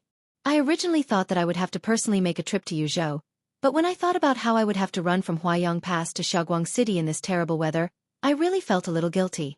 The emaciated old man unhappily said, "Back then, Lord Protector General led 8,000 Yeluo to stop Dongzhuo's private army. Didn't you think that the bumpy ride would cause you to lose weight?" Chu Lushan chuckled and said, "How can you argue about the good deeds of being in the limelight and the bad deeds of doing evil deeds?" Yan Wenluan pursed his lips. Almost none of the old-school generals of Bailiang liked the infamous Chu Lushan. Putting aside Chu Lushan, even Li Mofen and Chao Xiaojiao were of the same origin as the Bailiang generals, and they would fight to the death in battle. But in terms of character and conduct, could they really be considered good people to the common people? The answer was naturally no. In truth, this was a knot that great General Su Shao had left for the new Prince of Liang, Su Fengnian, to resolve. Bailiang had been at peace for 10 years, and there were as many descendants as there were hairs on an ox. Just how many evil deeds had they committed? Just the deputy commander of the Yuanbu army, Lu Yuanji, was standing on the high walls. Just how many good people had the old man's 3 sons killed? If not for Lin Dofeng, his good friend who had retired from the army many years ago, scolding and beating Lu Yuanji in the disturbance outside the pass, the old commander might have been kept in the dark for the rest of his life, mistakenly believing that his 3 sons were just a little useless. In truth, Yan Wenluan and the other elders who were upright also had complaints about the foul atmosphere of the younger generation of their fellow officers. It was just that when the great general was still alive, he had always felt that he owed his old brothers who had fought alongside him, so he had never harbored any thoughts of killing them. Moreover, the new Prince of Liang had also been a sloppy scoundrel in his early years, so the great general had to put himself in his shoes. Yan Wenluan got straight to the point. The New Year's Eve matter was handled beautifully, but even so I, Yan Wenluan, still can't bring myself to like you, Chu Lushan. Chapter 1690. Chu Lushan rubbed his hands and turned his head with a smile. Old General Yan, you're not a beauty. If an old man likes me, there's nothing to be happy about. Yan Wenluan snorted and stopped talking. On the crowded city wall, Great Ancestor Gu stood out like a crane in a flock of chickens. Partridge Zhou Kong hesitated and left Lin Dofang and the others. He walked to Great Ancestor Gu alone, but there was still a distance between them. Great Ancestor Gu showed no signs of speaking. Zhou Kong hesitated a few times, but he didn't leave angrily. His tone was stiff as he said sarcastically, Deputy Commander Gu, aren't you always tough? You clearly didn't want His Highness to lead the army south to the Central Plains. Why were you willing to be a mute last night? Great Ancestor Gu smiled and said, Sir Zhou, what reason do you want to hear? Do you want me to admit that I'm a fence-sitter? Zhou Kong was also straightforward. He nodded and said, If you say so, I'll go down the city wall and find some wine to drink. Great Ancestor Gu said calmly, Then I'll have to disappoint Sir Zhou. I didn't stop His Highness because I didn't say anything righteous, but I didn't have any dirty thoughts. I don't need to prove anything in Bailiang. Partridge tilted his head and picked his ears. He sneered and said, This is what Deputy Commander Gu should say. Unfortunately, His Highness has already left the city. Great Ancestor Gu said to himself, Which old man hasn't been young? Who doesn't have one or two girls they like? I have one, but I missed her back then. That's why I've lived to this age. I don't know if it was because I wasn't suitable for her or because I was timid. Sir Zhou, you're a famous husband and wife who help each other in difficult times. I don't think you understand. Zhou Kong was silent for a long time. He exhaled heavily and said in a low voice, We've been husband and wife for a long time. Naturally, we should treat each other with respect. In fact, when we were young, there was also a fire between us. Great Ancestor Gu sighed and said, At least they've been together. That's better than me. Zhou Kong suddenly turned his head and shouted, Lin Dofang, didn't you elope with a certain southern Tang princess back then? Our Commander Gu said that he actually loved that princess before. From Commander Gu's tone, the two of them had an unclear relationship in the early years. Why don't the two of you talk about it? Lin Dofang widened his eyes and said, What? You with the surname Gu? You better explain yourself. Lu Yuanji was immediately amused. He winked at Wei Taizhan and said, This is going to be a good show. Grand Ancestor Gu was stunned. By the time Great Ancestor Gu came to his senses, the partridge who had set him up had already run away. He could only see the back of the partridge in the distance. Seeing Lin Dufang trotting over aggressively, Great Ancestor Gu also ran down the city wall without saying anything, and yelled, Zhou, if I don't beat you to death today, my surname will be Gu. After the two of them ran far away, Lin Dofang stopped and laughed heartily. Lin Dufang was no fool. How could he really believe Zhou Kang's nonsense? Yul Wandao stood next to Hu Kuei. Just like Su Beiji and Tian Peifang, Hu Kuei's position as Yozhou's provincial governor was about to be vacated. Unlike Su Beiji and Tian Peifang, Hu Kuei's ambition was never to become an official. His gaze was always on the battlefield outside the pass. Hu Kuei wasn't the only one like this in Yuzhou. Even Yozhou's General Huang Fu she seemed to be getting restless, as if he wanted to move his butt over to Shaoguang City. Moreover, Hu Kuei and old Marshal Chen Yunshui had come to Liangzhou together. The old man's words had revealed some clues that the Yuzhou infantry really did need a young general in the prime of his life. Although Chen Yunshui didn't say it outright, the old man clearly hoped that Hu Kuei would take the position of number 3 in the Yuzhou infantry. He also hoped that Hu Kuei could use this opportunity to speak to the prince and not let Huang Fu she take the initiative. But in the end, Hu Kuei still didn't say anything. For this reason, the old man didn't give him the slightest bit of face today. The Bailiang frontier army was still divided into various factions, but they were no longer as clearly divided as they were in the past. With the conclusion of the First Battle of Liangmang, there were some subtle changes that naturally took place. For example, Chen Shiliang got along rather well with the entire Longxiang army. He Zhonghu, Zhou Kong, and the other veteran generals regarded him highly. They believed that this young man was one of the few unswerving scholars. Even if he didn't want to be a civil official, he could still be a Confucian general. Meanwhile, Su Beiji was rather close to Lingzhou's General Han Laozhan and Deputy General Wang Zhi. It could be said that the entire Lingzhou army was happy to treat Su Beiji as part of their maternal family. And Yul Wandao, who had truly made a name for himself in Yuzhou, got along the best with Hu Kuei. As for the prince's trusted aide, Huang Fuxi, he didn't care at all. Not far from the two of them stood Huang Fuxi and Ko Jianghuai, who stood side by side. Although they were both generals of a province, there was a world of difference in terms of background and reputation. Huang Fuxi didn't understand why Ko Jianghuai was willing to get close to him, a famous loner in the officialdom. Ko Jianghuai lay on the arrow pile with a smile and said, "General Huang Fu, there are countless capable people in the Bailiang Frontier Army, but I feel that the two of us are the most similar. Not only do we dare to gamble, but we don't gamble on a small scale. If we want to gamble, we gamble on a big scale." Huang Fuxi shook his head. "I came from a Jianghu boorish background. Even if I went bankrupt, how much money would I have? I can't compare to General Ko, who originally had hopes of being made a marquis in West Chu." Ko Jianghuai also shook his head. "I went bankrupt and took out 1,000 taels of gold. I'm willing to put 1,000 taels of gold on the gambling table. You're going to starve to death tomorrow. You only have 10 taels of gold in your pocket, but you also put 10 taels of gold on the gambling table. The level of gambling addiction is actually the same." Huang Fuxi said something baffling. "Perhaps there is no difference in the level of gambling addiction. I just don't know what Ko Jianghuai's gambling character is like." Chapter 1691. Ko Jianghuai turned his head to look at the Yuzhou general who had both praise and blame in Bailiang. He asked with a smile, "What, is the general worried for the prince that if I become a slave to 2 families today, I might go to Beimang tomorrow and become a slave to 3 families? Huang Fuxi's expression was normal. "General Ko, I did not say that, nor do I dare say it." Ko Jianghuai dismissed it with a smile and asked, "After hearing General Huang Fu's story, I am very curious as to why you are so loyal to Su Fengnian. Can you tell me?" Huang Fuxi smiled insincerely. "General Ko, my words are not pleasant to the ears. Please don't take offense. The two of us are not that close. However, if there is a chance one day when we go into battle together to kill the enemy, it is not too late to say a few heartfelt words." Ko Jianghuai smiled. "What, General Huang Fu wants to go to Liuzhou's Longxiang army to become a deputy general?" Without waiting for Huang Fuxi to reply, Ko Jianghuai had already asked and answered his own question.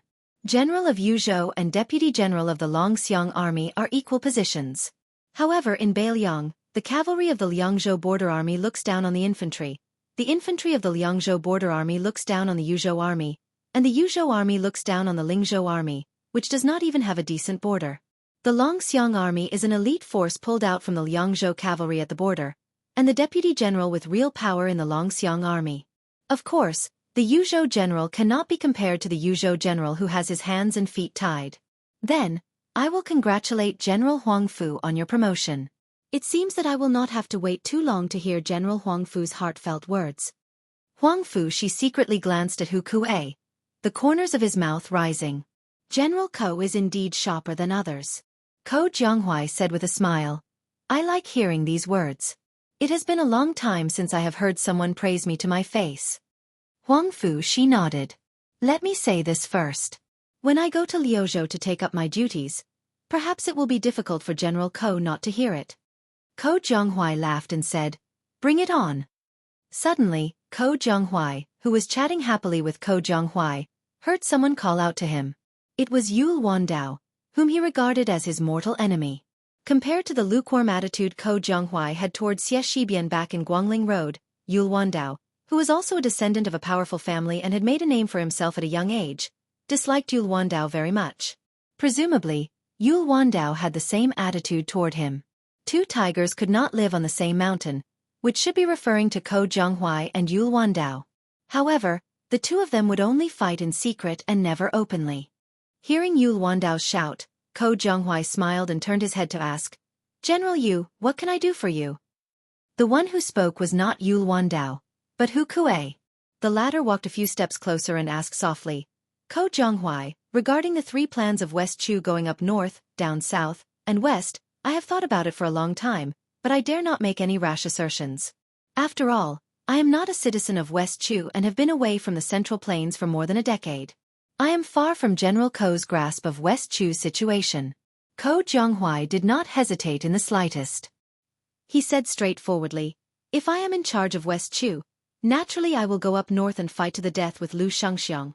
To say something off topic, I have always guessed that Chao Chongqing and the 2 Liao's Gu Zhentang, and even Bei Meng's Wang Sui have reached some kind of consensus. If Xie Shi is in Chao Chongqing's position, I reckon he will cross the Guangling River to the south, do his best to defeat the southern border army, which has already been betrayed by Wu Zhongshuan, and then try to conquer the area along the river. If he cannot even defend the Guangling River, then he will retreat again and again, retreating into the miasma-filled Shirwan mountain range.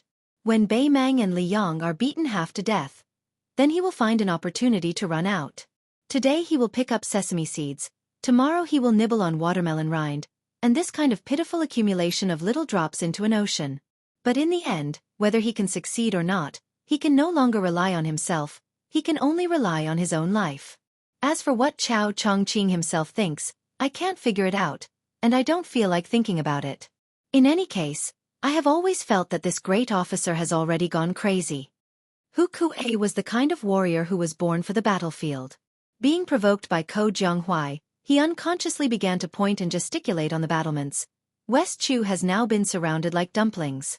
To the east is Song Li, the turtle dove occupying the magpie's nest. To the south is Yan Qi's King Zhao Bing, who has just personally set out, as well as Nailan Yusi, who is standing behind this old vassal king. To the west is the Southern Expedition Great General Wu Zhongshuan's 100,000 elite troops who broke away from the southern border under his command. They must not be underestimated. Moreover, now that he is the Minister of War in Liang, the army provisions have been greatly tilted.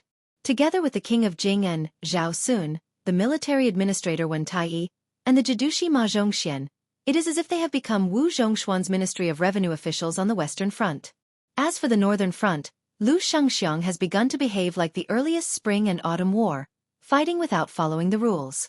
Plus, there is Chen Jibao and those 10,000 Western Shu infantrymen who appear and disappear unpredictably. Therefore, West Chu's Northern Front is suffering the most. General Ko, according to your opinion, if we head north, how should we fight? Should we first look for Chen Jibao's infantry or Lu Shangxiang's cavalry? If we use Xie Shi's troops heading south, wouldn't we be playing right into the hands of the Liang imperial court? After speaking for a long time, when Hu Kuei raised his head, he saw a young face rolling his eyes. Very quickly, he laughed self-deprecatingly. Hu Kuei no longer wanted to be treated coldly. Ko Jianghua laughed heartlessly. Lord Hu, oh Lord Hu, I'm just a Dachu citizen who hides his head and tail in your Bailiang. Even now I don't care about the Guangling law battle. What are you worrying about? Hu Kuei did not get angry. He laughed calmly. General Ko, I think I'm worrying too much. Yul Wandao frowned. Ko Jianghua raised his eyebrows and gave Yul Wandao a provocative look. In Bailiang, among the civil officials, there were Song Dongming and Bai Yu, as well as Su Beiji and Chen Shiliang. It seemed that among the military generals, there was another pair of enemies, Ko Jianghua and Yul Wandao. It was the beginning of spring in the 3rd year of Xiangfu.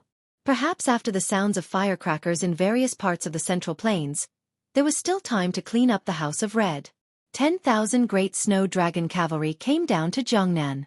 Other than the 800 Phoenix battalions, there was also the 100 cavalry and 100 swords of the Wu family. There was Yuan Zuozong, Yul Wandao, Hong Yu, and Hong Shuwen. There was the king of Bailiang, Su Fengnian. Chapter 1692. Early in the morning, a young woman and an old man walked out of the prince's mansion on Mount Qingliang. Both of them had a deep relationship with the Su family. The old man was called Wang Linquan. He was a lackey of the old Prince Liang in the early years. He was even very familiar with Lin Dofeng and the others. Therefore, this time his daughter did not become the princess of Bailiang and refused the position of deputy supervisor of North City. At this time, Wang Linquan was taking a walk with Queen Chu Dong by the Tide Hark Lake. Looking at his daughter who was still carefree, the old man was both relieved and worried. He was relieved that his daughter would not be bullied here, but he was worried that her identity would change in the future. No matter how easy it was to get along with her in-laws, after a long time, it was inevitable that there would be unexpected bumps and bruises. His daughter was so simple. How could she scheme against others and compete for favor? What's more, Wang Linquan had always disliked the woman surnamed Lu who came from Qingzhou. He had long despised the famous scholar Lu Dongjiang. To be honest, Wang Linquan had never hit the Lu family when they were down. But Wang Linquan also knew that his son-in-law hoped that he could get along well with the Lu family, and even help the Lu family in some things. But Wang Linquan had never thought that he was a perfect person. He would not be a bad person, nor would he do good deeds that would harm his opponents. Fortunately, the young lord had never forced Wang Linquan to do anything. So Wang Linquan was happy to play dumb and watch the Lu family disgracing themselves. Wang Linquan stopped and looked around quickly. Then he said softly, "My daughter, you'll be married soon. Father and mother don't want you to run back to your parents' home if you're wronged. No matter how close you are to your parents' home, it's not good. It's just that. But if you're really wronged, you still have to tell father and mother. A married daughter is like spilled water. Don't take it seriously." Listening to her father's contradictory words, Wang Chudong grinned. Wang Linquan hurriedly reminded her, "My dear daughter, how many times has your mother told me to smile without showing my teeth?" Wang Chudong made a lively and naughty face. Wang Linquan said helplessly, "You never grow up. How can we be assured that you will get married?" Wang Chudong smiled and said, "If you can't bear to, then I won't get married." Wang Linquan raised his hand and pretended to hit her. But as a father who was famous in Qingzhou for spoiling his daughter, he could not bear to hit her. He was not even willing to scold her, let alone hit her. Wang Chudong's hands twisted behind his back as he looked up and said in a soft voice, "Father, actually I know that even if Big Sister Lu doesn't become the legal princess, it won't be my turn. It should be that West Chu woman surnamed Jiang. The woman His Highness can't let go of the most is her, but she isn't suited to be the Northern Liang princess. So it is not easy for Sister Lu. Father, I know you're afraid that I'll be angry, but I'm not angry, nor am I unhappy. Every time His Highness returns to Mount Qingliang, he'll take the time to ask daughter about the plot lines into the first snow. He even said that when he's truly free, he'll personally watch me write a novel about his 3 travels through Jianghu. He said that I should write about him as a hero. I told His Highness that it wouldn't be a problem to write about him as chivalrous and soul-stirring, but the Jianghu heroine he likes must be surnamed Wang, and she must be an outstanding beauty." Wang Linquan was speechless. Young people these days. He really did not understand. Wang Chudong narrowed her eyes and smiled like crescent moons. "Father, if you have time, you should drink more tea with that Mr. Lu." "Father, didn't you like to pretend to be cultured? Sitting at the same table as the famous Lu Jiao, you will have a lot of face, right?" Wang Linquan said with a stern face, "His threshold is high. Your father is old and cannot cross it." Wang Chudong shook Wang Linquan's arm. Wang Linquan's face was heavy. "Did King Lu tell you to do this? He wants me to take the initiative to be friendly with the Lu family?" Wang Chudong shook her head and said seriously, "Father, no." Wang Linquan looked into his daughter's eyes and stared for a moment before finally nodding. "I believe in my daughter, and I also believe in the great general's son." Wang Chudong wrinkled her nose and said, "Wrong, wrong. Believing in our Bailiang's king also means believing in your son-in-law." Wang Linquan did not know whether to laugh or cry. He said helplessly, "Father will listen to you." Wang Chudong suddenly said carefully, "Father, can we really treat the Lu family as relatives in the future? The kind that is neither close nor far, the kind that is just icing on the cake?" Wang Linquan sighed and rubbed his daughter's head. "I know, I'll take care of it. Heh, I'm afraid that Lu Jiao won't appreciate my good intentions and might even misunderstand that I have ulterior motives. Forget it, forget it. Father also knows that being on good terms with the Lu family, in the end, is for my daughter to be here. It is better to be friends here. It's just that in the past, I always felt that there was something stuck in my heart. Father is too narrow-minded." Wang Chudong lowered her head. "Father, it is your daughter who has wronged you." Wang Linquan smiled happily. "Silly daughter. Unless it is a girl who is not sensible at all, there is no daughter in the world who can let father be wronged.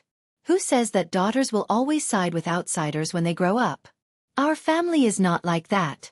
Father is very happy, really." Wang Chudong smiled brightly. Wang Linquan said in a low voice. Daughter, your mother is right. Between women, if there is no competition, there is a big competition. Wang Chudong smiled like a little fox who had just cultivated in the deep mountains and forests. Father, what did you say? I didn't hear you. Wang Linquan laughed and did not say anything else. The Lu mansion was decorated with lanterns and colored banners. It was reasonable, but definitely unexpected, to welcome a rare guest. Lu Chengyan was the future Bailiang's princess consort with a simple carriage and simple entourage. The servants of the Lu mansion, who did not share the surname of the Lu family, kept this woman's indifferent relationship with the Bailiang's officialdom a secret. Even the arrogant Lu family members no longer regarded this cruel and merciless woman as part of their family. They were all afraid and resentful, and their feelings were complicated.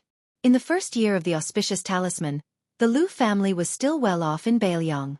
The second year of the auspicious talisman was more difficult, but things took a turn for the better after autumn. This year, at the beginning of spring, there was a joyous occasion. As for Lu Chengyan's return to the family, the Lu family members, who were much stronger than last year, actually had some strange remarks. Oh, didn't you say that you would no longer care about the life and death of the Lu family? What? You just heard that your father is about to become the provincial governor of Liangzhou, and now you remember that you have such a family. Don't you feel ashamed? You rushed here at the beginning of the first month to give your father a New Year's greeting? Could it be that you are not as comfortable in Mount Qingliang as the outside world said? Lu Chengyan went straight to Lu Dongjiang's small courtyard under the lead of the Lu family's old steward, who bowed and bent his knees. At this time, Lu Dongjiang was indeed in the courtyard writing characters with a broom dipped in water. When the current master of the Lu family saw his daughter appear at the courtyard door, he did not immediately put down the special broom. He waited until the small bucket was completely empty before he handed the broom to a young servant girl with a graceful figure. Then he took a handkerchief and wiped his hands. He turned around leisurely and smiled. Qingyan, you are here. Lu Dongjiang's thoughts about this daughter, who was valued by the old master of the Lu family, were actually more complicated than the other Lu family members. This daughter, who had not been close to him since she was young, had too much of the old master Lu Feiqi's imprint on her. Many people even believed that if Lu Chengyan was not a girl, the position of master of the Lu family would not have been given to Lu Dongjiang. Lu Dongjiang knew that this was not absurd. That night at the gate of Qingzhou, if Lu Chengyan was not a daughter but his son, then he would not have been able to take the inconspicuous bamboo lantern from the old ancestor's hand. Lu Dongjiang hoped more than anyone that the Lu family could achieve great success in Bailiang. He hoped more than anyone that the old ancestor would be glad that he was the one who gave the lantern to him. Lu Chengyan said expressionlessly, "Do you know why the Lu family can have a provincial governor?" Lu Dongjiang was stunned and sneered.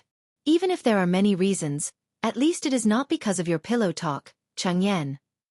Lu Chengyan twitched the corner of her mouth.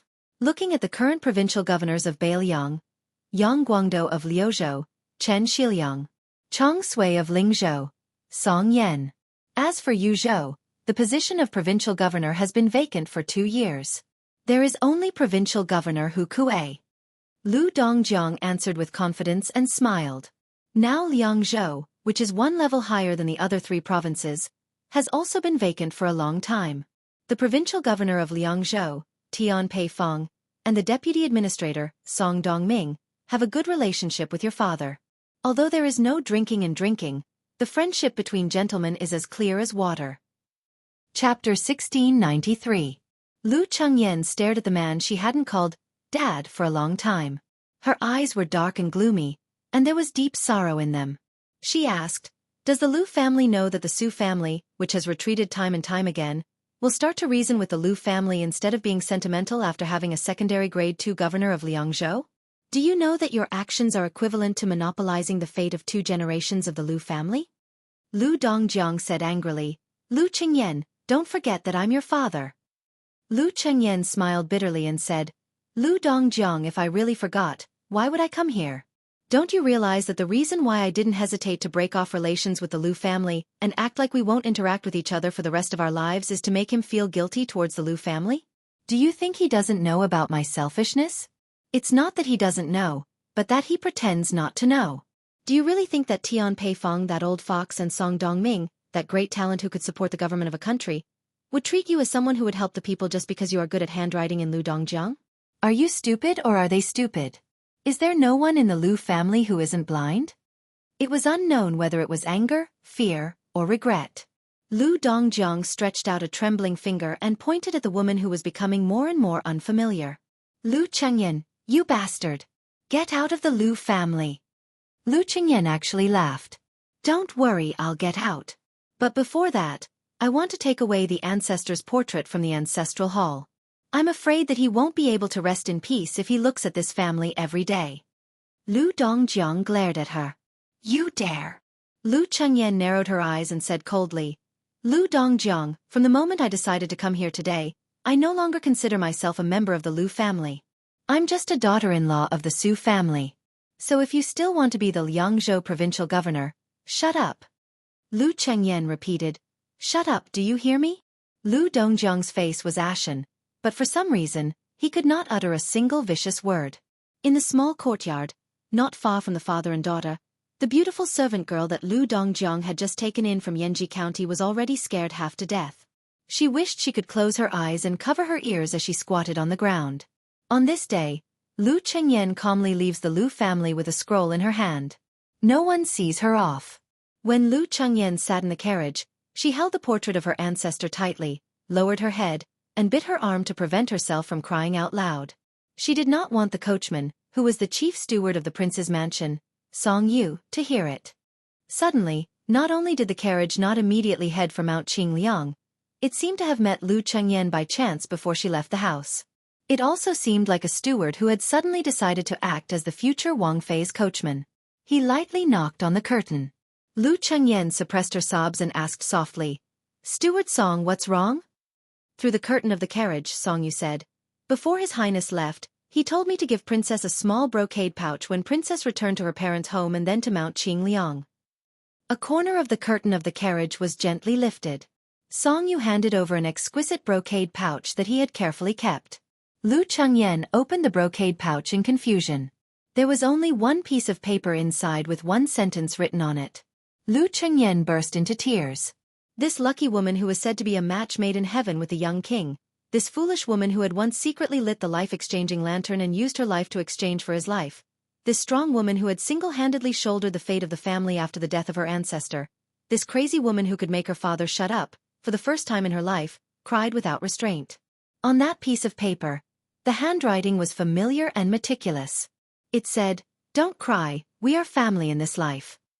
On this day, the civil and military officials of Great Peace City, who had just finished celebrating the New Year, were all frowning on their way to the first morning court of the New Year. Even the Duke of Yan, Gao Shizhi, and the Marquis of Huaiyang, Song Downing, looked serious after getting off the carriage. In reality, the two of them had already entered the palace last night to see the emperor. Not only them, but the prominent officials of the 3 provinces and 6 ministries had also gathered. Although the young emperor appeared calm and only said that 10,000 cavalrymen from northern Liang had charged into Huzhou under the banner of Jingnan and Guangling, his tone was light and casual. However, the emperor was suppressing his anger. Everyone present could clearly see it. In the end, there were not many substantive countermeasures. Among them, the Assistant Minister of Rights, Jean Lanting, suggested that the Assistant Minister of War, Su Gong, withdraw from the Liangliao border and lead the elite troops of the capital to Guangling Path to reinforce the south conquering commander Lu Shengxiang. The emperor did not agree or refuse. The Assistant Minister of War, Tang Taihuang, suggested that the court order the Jizhou general, Yuan Tingshan, to go down south to Guangling and advance together with the troops of Assistant Minister Su Gong. There was an old Assistant Minister of Revenue. For some reason, he was afraid that the 10,000 Bailiang cavalry would not go to Guangling Path to quell the rebellion but instead turn around and go straight to Great Peace City. Thus, he suggested to the emperor that the king of Shu should take 10,000 more troops from his territory. At that time, the young emperor's expression changed slightly. Fortunately, Tantanon quickly added that the 10,000 troops could be temporarily lent to Assistant Minister Su of the Ministry of War. Gao Shizhi looked at his childhood friend, whose face was pale because of the cold, and asked softly, Why didn't you change into a thicker fur coat? Song Downing said bitterly, I didn't sleep at all last night. The study was warm, so I casually picked up this one. It's not like you don't know my temper. When I went out, my face was probably not very good. How would the servants of the manor dare to come near me and ask for trouble? Without another word, Gao Shizhi took off the fur coat on his body and switched it with Song Downing. Like a servant of the Marquis of Huaiyang, he personally helped the Marquis in front of him change. Song Downing said softly, "Old Gao, if there is a day when Great Peace City can see the smoke of war and we have to go to the top of the city wall to shoot the enemy, will you die first or will I die first?" Gao Shizhi spat a few times and said angrily, "It's the new year, can you not say such unlucky things?" Song Downing laughed and said, "Just take it as a child's words carry no harm, a child's words carry no harm, haha." Gao Shizhi lowered his voice and said, "I can't guarantee anything else, but even if Liao Gu Jiantang rebelled, Bailiang Su Fengyan would not attack Great Peace City." Song Downing asked curiously, "Is it really as the rumors say, that Su Fengyan really went to save a girl from West Chu? I originally didn't believe it and just thought it was a joke." Gao Shizhi bared his teeth and said, "That guy, what can't he do? Can a normal person take on Dong Tai and Chao Chongqing? Can a normal person kill their way in and out of the Imperial Astronomer?" Song Downing stopped and asked in a low voice, "Is the girl's identity as the rumors say, the Empress of West Chu?" Gao Shizhi shook his head and said, "That's hard to say. Only the heavens know if it's true or false." Song Downing asked, "Gao Shizhi, do you know when the news of the Bailiang Su family hiding the fallen princess of Dechu spread in Great Peace City?" Gao Shizhi had a headache and said, "In fact, this kind of rumor has been around for a long time. It's just that it didn't spread widely at that time, so it didn't cause any big waves. But last winter, it suddenly started to stir in the city and got out of hand. Your Marquis Fu has strict rules, so you don't have to listen. You don't want to hear this kind of unpresentable rumor." Song Downing sank into deep thought. Gao Shizhi smiled and said, "What is there to think about? In my view, it's definitely that Jean Lanting who doesn't grow his beard that is stirring up trouble. Gao Tingshu and Wu Tsongxian are running errands and cannot escape. I'm puzzled, why does this Bailiang person hate Bailiang more than us, the people of Jingdo?" Song Downing sighed softly and said, "The people of the countryside have to fight for water with the same village, the colleagues in the officialdom have to fight for the same chair. It's all the same. In any case, when some scholars are unreasonable, you can't say anything." Gao Shizhi was puzzled and said, "Aren't you a scholar?" Song Downing glared and said, "It's the new year, why are you scolding people?" Gao Shizhi was instantly speechless. "Mother *****, the people beside us are the best scholars in Liyang. Even if you are the Marquis of Huaiyang, if these words get out, let's see if you won't be drowned in spit." Gao Shizhi and Song Downing walked side by side. "Downing, do you think that the boy of the Su family will really rebel?" Song Downing smiled and asked, "Scared?" Gao Shizhi muttered, "The Bailiang cavalry in the west, the Baimang barbarians in the north, and the West Chu Chao Chongqing in the south. If it's really like this, aren't you scared?" Song Downing said playfully, "Who was it that just said that the Bailiang definitely won't come to Great Peace City for free?" Gao Shizhi said with a bitter face, "The affairs of the world are hard to predict. If the young man surnamed Su really is that kind of infatuated person who doesn't want the country and wants the beauty, then it's over." Song Downing's face was not much better. "Tell me the truth, what are you scared of?" Gao Shizhi's face turned red, and he said in a low voice, "What's there to be scared of about the Baimang and West Chu? I'm scared that the Bailiang won't defend the country." Gao Shizhi originally thought that after saying this, he would be laughed at by his good brothers. He did not think that the Marquis of Huaiyang would say softly, "I'm also scared of the Bailiang cavalry." Do you think that in today's imperial court, who really isn't scared? Chapter 1694. In today's court assembly, Jean Lanting, who had kept a low profile at the end of the second year of Xiongfu, suddenly became the loudest official in the court. Even Tang Taizuang from the Ministry of War lost his limelight. Under Jean Lanting's suggestion, the court passed a series of policies without a small court assembly. Among them, Assistant Minister Su Gong of the Ministry of War, who had helped the emperor patrol the two borderlands of Liaodong and made great military achievements last year in assisting Gu Jiantang, was finally able to withdraw from the cold palace of Liaodong. Not only did he successfully return from outside the Great Pass, he also led 20,000 elite troops from the capital to the south to reinforce Lu Shengxiang. The recently promoted General Li Chong'an became Assistant Minister Su's assistant. Young officials from the Ministry of War, such as Gao Ting, Xu Kong, Zhan Rong, followed the two officials out of the capital to gain experience and finally had a chance to make a name for themselves. Ji Zhou General Yuan Tingshan led 10,000 troops each to leave the border and enter the Central Plains through the Great Pass, advancing side by side with Su Gong's army. Then there was the imperial edict to Western Shu, ordering the king of Shu, Chen Jibao, to transfer 10,000 elite troops from the Shu lands to participate in suppressing the rebellion in Guangling. These troops would be jointly commanded by Su Gong and Chen Jibao. Compared to Jean Lanting's loyalty to the country and his ability to solve problems for the court, the Imperial College's Yao Baifeng suggestion at the end of the court assembly immediately made the already heavy atmosphere in the court even more silent. This great scholar of Confucianism, who came from the northwest, suggested that the matter of the transport should be related to the transport. Jinggan Magistrate Wen Tai had just arrived in the region, and the government affairs were already heavy. It should be handed over to the transport officials to handle the specific matters. Wen Tai only needed to grasp the overall situation. If it was in the past, there would be countless civil officials and generals who would jump out to refute the left chancellor even if the emperor didn't say anything. However, today, the young emperor was sitting on the dragon throne high above without saying a word. His line of sight wandered around. However, as far as he could see, there were only officials who lowered their heads in silence. There wasn't a single official who stood out and spoke heroic words. In the end, the young emperor approached from afar. He slowly retracted his gaze and rested it on a group of officials from the 6 ministries. In the end, someone finally stood out. It was Chen Wang of Menxia Province. Chen Wang did not completely overturn Yao Baifeng's suggestion. Instead, he proposed a compromise. First, the Ministry of Personnel would strictly examine the resumes of the main officials of the transport. Once the court had finalized the candidates, the administrator Wen Tai would let go of the burden. For the time being, Wen Tai would still be fully in charge of the transport of Guangling. After the court session ended, the emperor had no intention of holding a small court session. Thus, all the officials left the hall and went straight to the various yamen. Jean Lanting, who had become a laughingstock in the officialdom at the end of last year, could finally hold his head high today. Needless to say, some of the officials who had forgotten to pay a New Year's visit because of too many trivial matters would flock over and line up outside the assistant minister's residence. Of course, the list of gifts would be the same. Yao Baifeng didn't have any officials around him today. The old man didn't mind and didn't rush down the stairs. He stared blankly at the imperial road in his field of vision, which seemed to be bound behind the door. A young voice sounded beside the old man.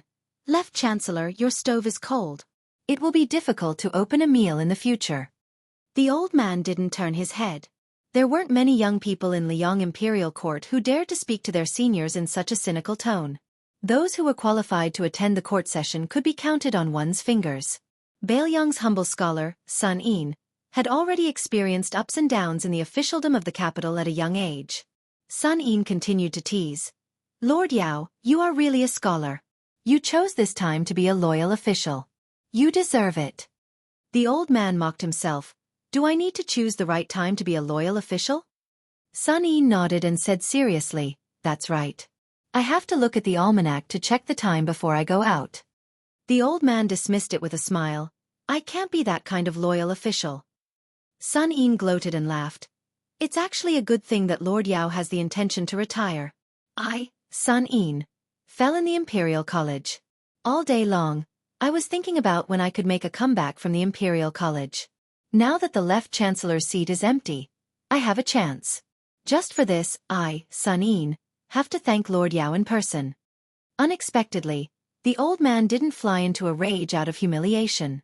Instead, he nodded and said, "It's good that you, Sun Yin, go to the Imperial College. I finally understand that the Imperial College is no longer a place for me to teach. It's no longer a place for me to study." Sun Yin said in surprise, "Lord Yao, don't tell me you want to resign and return to your hometown?" The old man laughed. "I'm not stupid. How can I return at this time? I've just slapped the Imperial Court once. If I do it again, how many lives do I, Yao Baifeng, have?" Sun Yin clicked his tongue and said, "So Lord Yao has studied so much that you don't understand the ways of the world. In the end, you haven't reached the point where you can't be saved." The inflexible old man joked for the first time. "It's rare that someone is willing to flatter me. I have to thank you." Sun Yin waved his hand and said, "Don't just say it. When Lord Yao hands in your resignation, remember to put in a few good words for me." The old man didn't nod or shake his head. He only sighed and said, Ji Province's Yuan Tingshan entered the Central Plains at Ji Ziku. Haha, although I'm a scholar who can't even be considered an armchair strategist, I still understand that those 20,000 soldiers aren't going to Guangling Road to quell the rebellion. They're going to intercept the Bailiang cavalry. By the time the Ji Province soldiers are gone, the 10,000 Shu soldiers will have almost reached the northern part of Guangling Road. At the same time, I reckon that Assistant Minister Su's command seal will have reached the army. One chain after another. It's hard for Jean Lanting, the Assistant Minister of Rights, to worry so much about the military and national affairs. It's even harder for his suggestions to be accepted by the imperial court. Sun Yin said in a low voice, Lord Yao, do you really think that this is Jean Lanting's idea? Do you really think that it's a good thing that Su Gong left the two Liao provinces to lead troops south? The old man turned his head and smiled. I'm just a scholar, so I really don't understand these things. Is there knowledge in these things? Sun Yin smiled and said, I heard that Lord Yao has some good wine in your residence? The old man was stunned. He pulled on Sun Yin's sleeve and walked down the stairs with him. He lowered his voice and said, Green Ant? When I heard the results of the Liangmang War last year, I drank it all up. Sun Yin smiled but didn't say anything. The old man wasn't as thick-skinned as Sun Yin. He said helplessly, There are only 2 or 3 jars left. Don't even think about them. As for the other good wine, no matter how expensive it is, I'll still treat you to it. Sun Yin's face was full of disdain. Chapter 1695. The two of them walked out of the gate side by side. Sun Yin suddenly stopped keeping the old man in suspense and whispered, Jean Lanting and Tang Tai's Huang are in cahoots. That's why Su Gong went to fight the Bailiang cavalry. The old man was startled at first, then sighed. He looked around and finally gave up. This was indeed not the place for him to teach. Sun Yin turned and walked away, smiling. Sir Yao probably doesn't even have a posthumous title. I, Sun Yin, won't add insult to injury and drink Green Ant wine. Sun Yin walked a few steps, then suddenly turned around and lightly patted his chest. I have a bow. It's not suitable for me to give it to Sir Yao in public, but keep it in your heart. 20 years later, in the middle of summer, Sun Yin had just become the second Minister of Appointments of the new Liang dynasty, a powerful second-rank heavenly official. One day, someone suddenly came to visit the bustling Sun Manor, claiming to be a disciple of the Yao family. The already busy gatekeeper ignored him. Even when the Sun Manor was about to close its doors in the evening, the travel-worn young man was still unwilling to leave. He had no choice but to mention his grandfather's name. Although the gatekeeper was a slick person born and raised in the capital, he didn't know that there was such a big shot as Yao Baifeng in Liang's officialdom. Later, he finally remembered that many years ago, there was an old man surnamed Yao in the Imperial College of the previous dynasty who served as the left chancellor. However, in the past 20 years, that great Confucian scholar didn't have any poems, books, or articles to spread to the Central Plains. Things had changed with the passage of time. He estimated that he wasn't even as good as a new scholar of the new Hanlin Academy. The gatekeeper gritted his teeth. Seeing that the young man had traveled thousands of miles to the capital and was sent home like this, he thought it was really pitiful. He broke the rules and went to report to the Minister of Appointments. Minister Shangshu, who was shirtless and enjoying the shade under a shed, jumped up from the recliner. He didn't even have time to put on his boots before he ran to the door of the courtyard. But in the end, he stopped and casually said to the dumbstruck steward, telling him to leave the things behind and that there was no need to receive them. If the young man showed the slightest bit of anger, there was no need to bring the things to the courtyard. Finally, the steward carefully brought a cloth pouch to the small courtyard. The minister laughed happily. Since he was not the descendant of that old man and hoped to use this as a stepping stone in the officialdom, that was good, very good. In the twilight, 2 jars of Green Ant wine that had obviously been sealed for many years were placed on the stone table in the small courtyard. Sun Yin was not willing to open them and drink them. On the second day of the court assembly, an old man from the previous dynasty who had long been forgotten suddenly became famous. Yao Baifeng, a Taoist from Bailiang, posthumously known as Wenjie.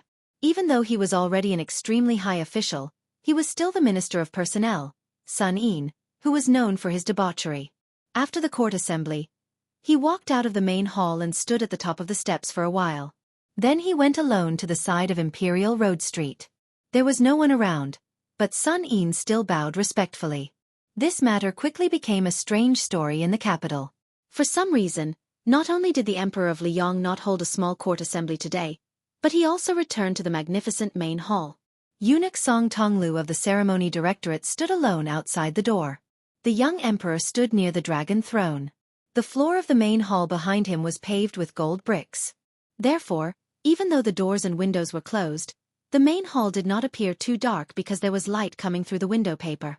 On both sides of the dragon throne were 4 majestic furnishings: a precious elephant, a luan duan, a red-crowned crane, and an incense burner. Together, they symbolize the eternal stability of the country that countless emperors dreamed of. The young emperor walked down the steps and stood in the middle of the main hall. The so-called gold bricks under his feet were actually not made of gold. They were the tribute bricks from the Guangling Manufacturing Bureau, which had the reputation of silent steps like jade chimes. Zhao Zhuan looked up and saw that the pillars of the main hall were made of Nanzhao wood cut from the deep mountains of Nanzhao. In the early years, the imperial censor of Liang complained that 1,000 people enter the mountains, but half leave the mountains.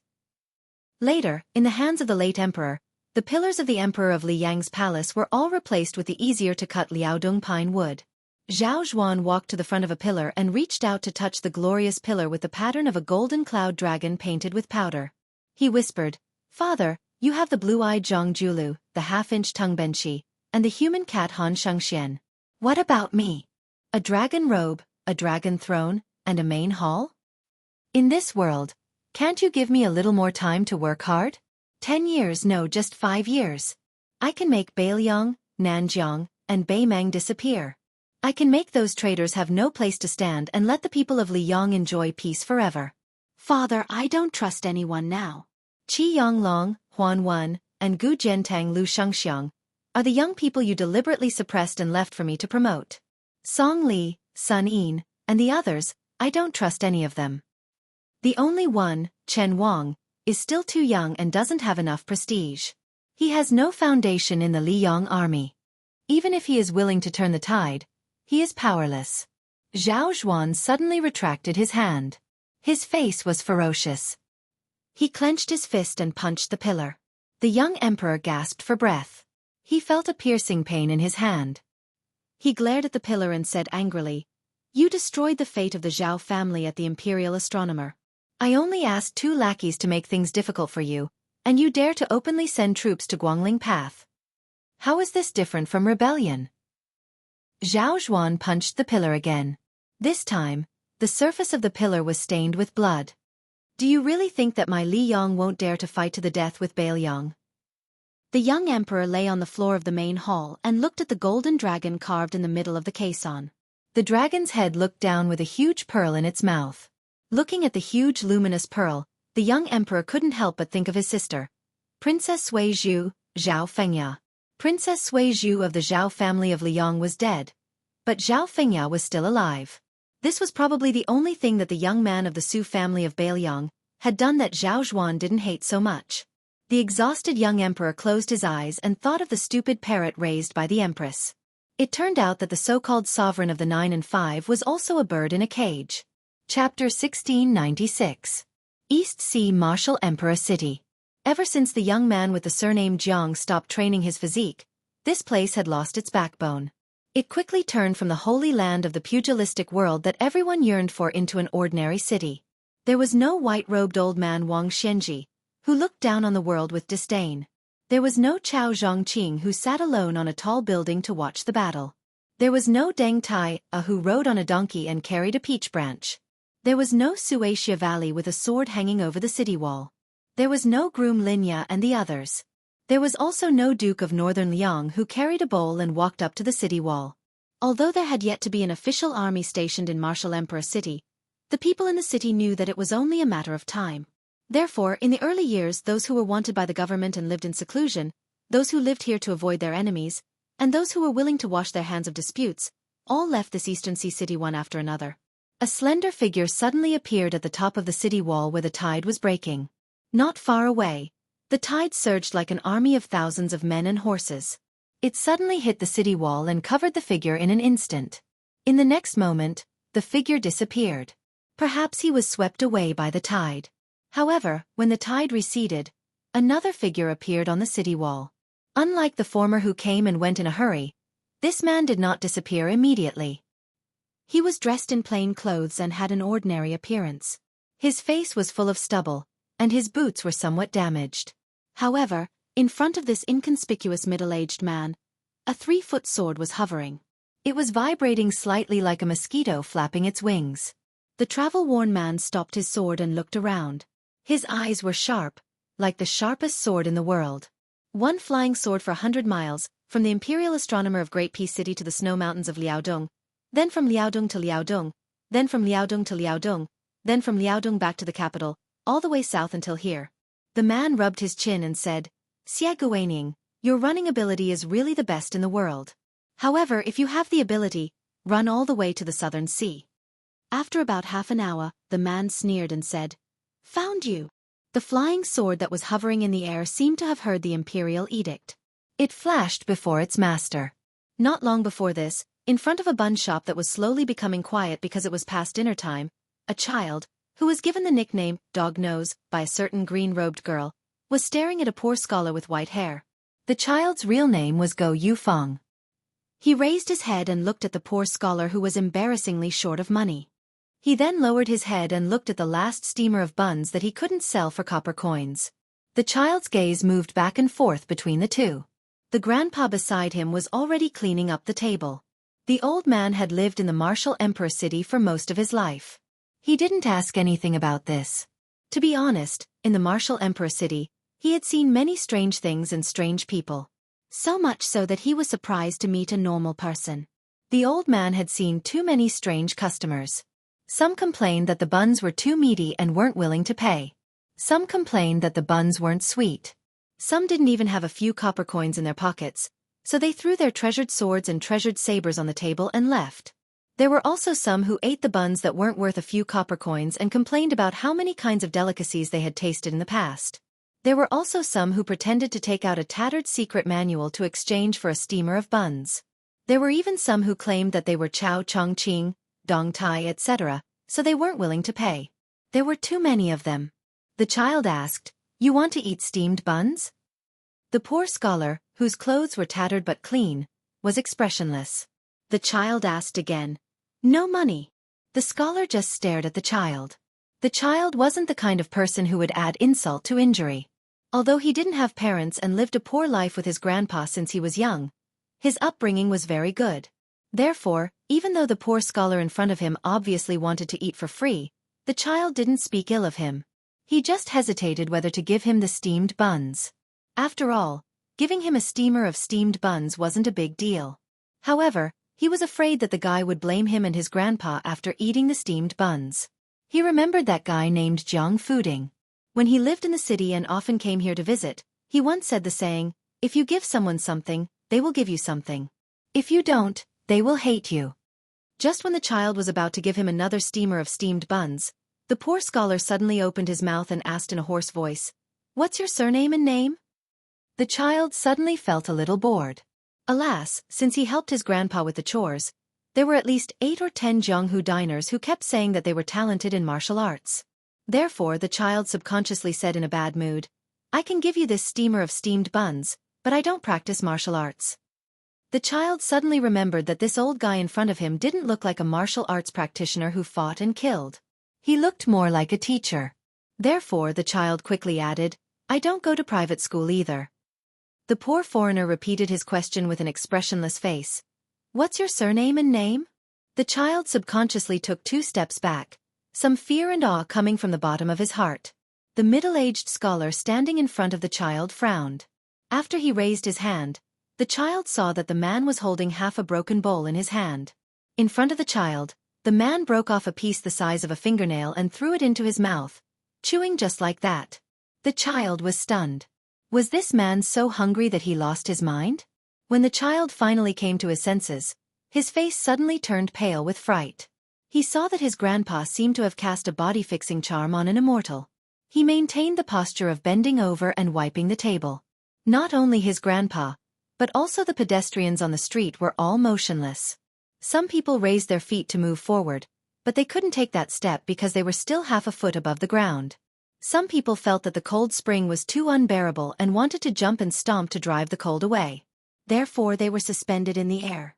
Some people were joking with their friends who were walking side by side, but when they turned their heads, their bright smile froze. All of this was beyond the limit of the child's imagination. His hands trembled and he couldn't hold the steamer of steamed buns. However, when the small bamboo steamer fell to the ground, it was a scene of heaven and earth shaking. In the child's sight, his grandpa, the table, the pedestrians, and the street were all shaking violently, making the child dizzy. The middle-aged scholar took a few steps forward and bent over to pick up the steamer of steamed buns. He stood side by side with the child. Only then did the child see that in the silence of heaven and earth, there was only a sword slowly approaching. The man said with a hoarse voice, "My name is Heartwarming. From now on, you will be my only disciple." The man took out the other half of the broken bowl, which was much more complete, and placed it in the child's hand. Then he suddenly pressed a hand on the child's head and said indifferently, "Hong Shi-xiong is unwilling to enforce justice on behalf of heaven and become a person who hates Su Fengnian. As for me, I want to do it, but I can't." The man raised his head and looked at the sky. The hand that pressed on the child's head slightly increased in strength. Instantly, fog rose and immortal qi lingered. Finally, it condensed and took shape about 3 feet away. It was a landscape map of mountains and rivers with a flood dragon hidden in the mountains and rivers. There was a deity 3 feet above. Chapter 1697. The abject man retracted his gaze and looked at the flying sword that had broken free from the shackles of heaven.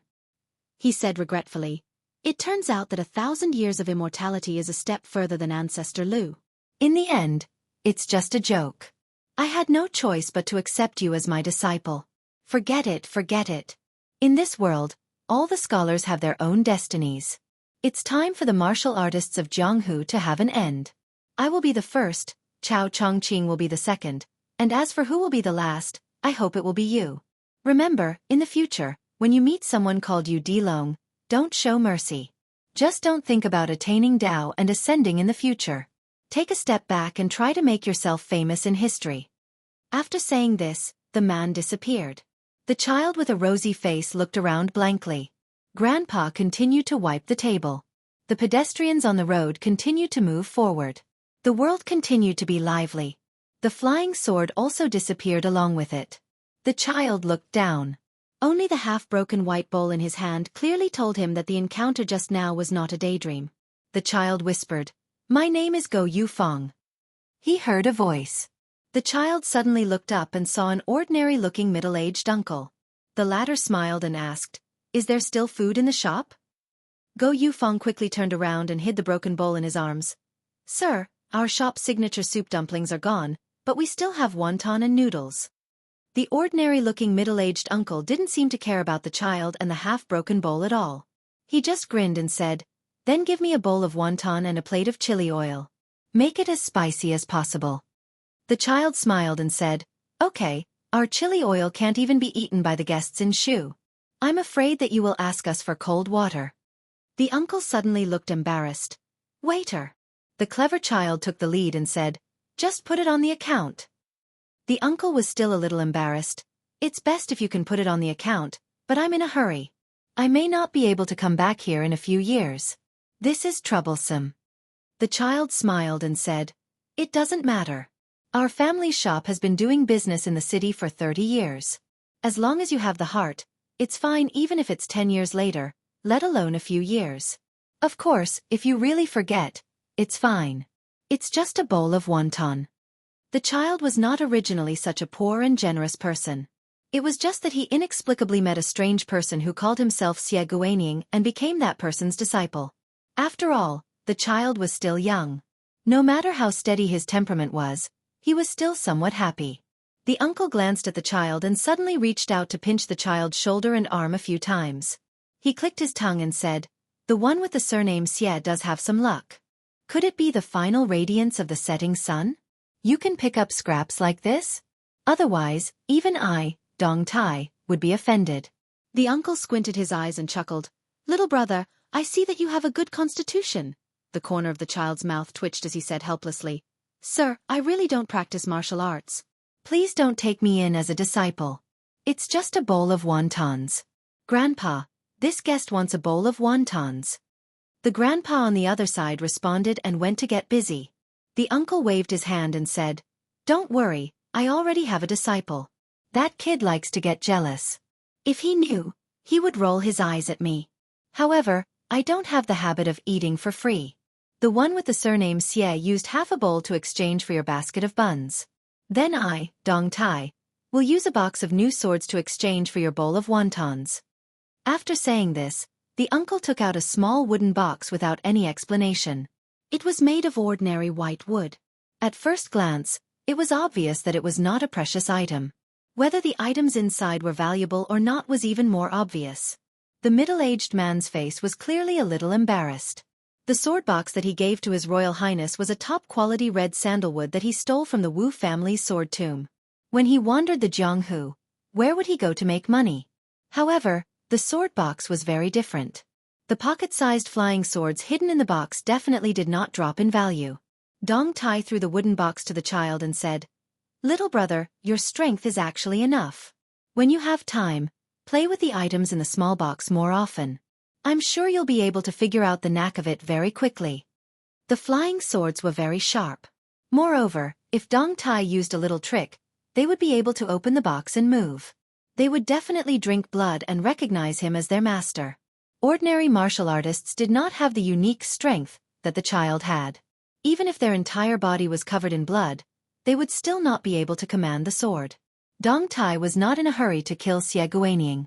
Instead, he leisurely sat at the table and waited for the bowl of wontons. When the bowl of wontons was brought over, the child gathered his courage and carefully asked, "Senior, I just thought about it. I think you're actually the Peach Blossom Sword God, right?" Dong Tai was not surprised at all. He nodded and said, "The one with the surname Xie caused such a big commotion. I'm sure you saw the flying sword that entered the city. That's why you asked, right?" The child scratched his head and said, "Didn't Senior Sword God say his name just now?" Dong Tai was speechless. He lowered his head and ate the wontons. As he ate, he was even more unwilling to raise his head. He had accidentally poured all the chili oil into the wontons. Now, he was sweating profusely and could not take it anymore. However, it was too difficult for the Peach Blossom Sword God to ask Dong Tai to use his chi to hide his embarrassment. To put it bluntly, it was not in line with his original intention and sword intent. To put it bluntly, it was because Dong Tai did not have the demeanor of an expert. Dong Tai finally finished eating the big bowl of wontons with great difficulty. Only then did he feel relieved. He raised his head and said seriously, "Little brother, if you pick up and practice the sword in the future and decide to walk down the path of the sword, then you have to remember that the sword is not a saber. Even if you have already left the battlefield and given up your position to the saber, and even in the future, when you are in the imperial court and officials like to wear sabers as decorations, regardless of the changes in the world, the sword is still the sword. The sword has two edges. Therefore, when you use the sword against your enemies, other than killing with one edge, you can also use the other for self-reflection." At this point, Dong Tai's expression changed slightly. "Let's not talk about this anymore. I have something to do. If fate wills it, we'll meet again in the future. Also, you juniors do not have to take the grudges of the elders seriously. Live as you should. In the Jianghu, no matter how other martial artists live, we, who use the sword, cannot have too much hostility. Otherwise, even if your cultivation is divine, you will not be considered a true immortal." Dong Tai stood up and turned around. He quickly exhaled. This spicy oil was truly formidable. The reason why this peach blossom sword deity didn't continue nagging was because of the spicy oil and because he really didn't know how to reason with others. Dong Tai reached out his hand and pointed. A flying sword appeared in the southern sky. In the next moment, he stood on top of the flying sword. One man and one sword disappeared in an instant. In the entire martial the Arch City, only that child called Go Yufeng noticed this scene. In the first 100 years, there were Li Chungang, Wang Xianji, Su Fengnian, and Shenyuan Qingfeng. It was like the Spring and Autumn War, where heroes rose together. In the next 100 years there were only two. It was also like the Xian dynasty, where two kingdoms confronted each other in the Central Plains.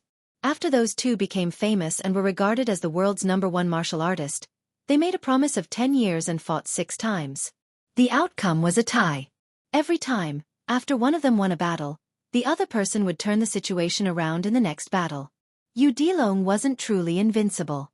There was still Go Yufeng in this world. Chapter 1698. At the border of Hezhou, the battle was on the verge of breaking out. In the direction of Yuzhou, there seemed to be a muffled thunder. The military governor of Lianghuai, Kai Nan, was wearing iron armor and holding his iron spear tightly. This general of the border was full of sorrow. Tens of thousands of Northwest elites under his command were not fighting to the end with the Beimang barbarians, but died in civil strife? The infantry of Lianghuai army blocked the horses in the middle, and the cavalry coordinated with the two wings. It was a very mediocre arrangement. It was not that Kai Nan did not want to fight the Beiliang cavalry and fight to the death with them, but he was really arrogant. Even if he had the advantage in numbers, he still did not have the confidence to play tricks with the Beiliang cavalry. Kai Nan did not have the extravagant hope that his Lianghuai army could stop the young feudal lord. He could only hope that he could keep as many of the Su family cavalry as possible. 2,000 or 3,000. As for how many people the imperial court could stop at the passes between Jizhou and the Central Plains with the help of the natural advantages, that was really Kai Nan's funeral. It was not only the funeral of the territory, but also the funeral of Kai Nan after he died in battle for the country. Kai Nan looked up and saw that the terrain was flat and there were large patches of white snow.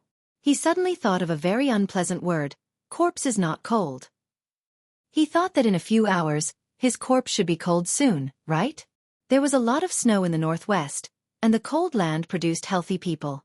In the past, Jizhou of Lianghuai Road had young Shenxing Southern Ji infantry, who was known as the best in the world. Kai Nan, who was promoted to military governor, was close to the water, and the Lianghuai border army under his command was soon regarded as the first-class military force of the Liang imperial court, second only to the Liao.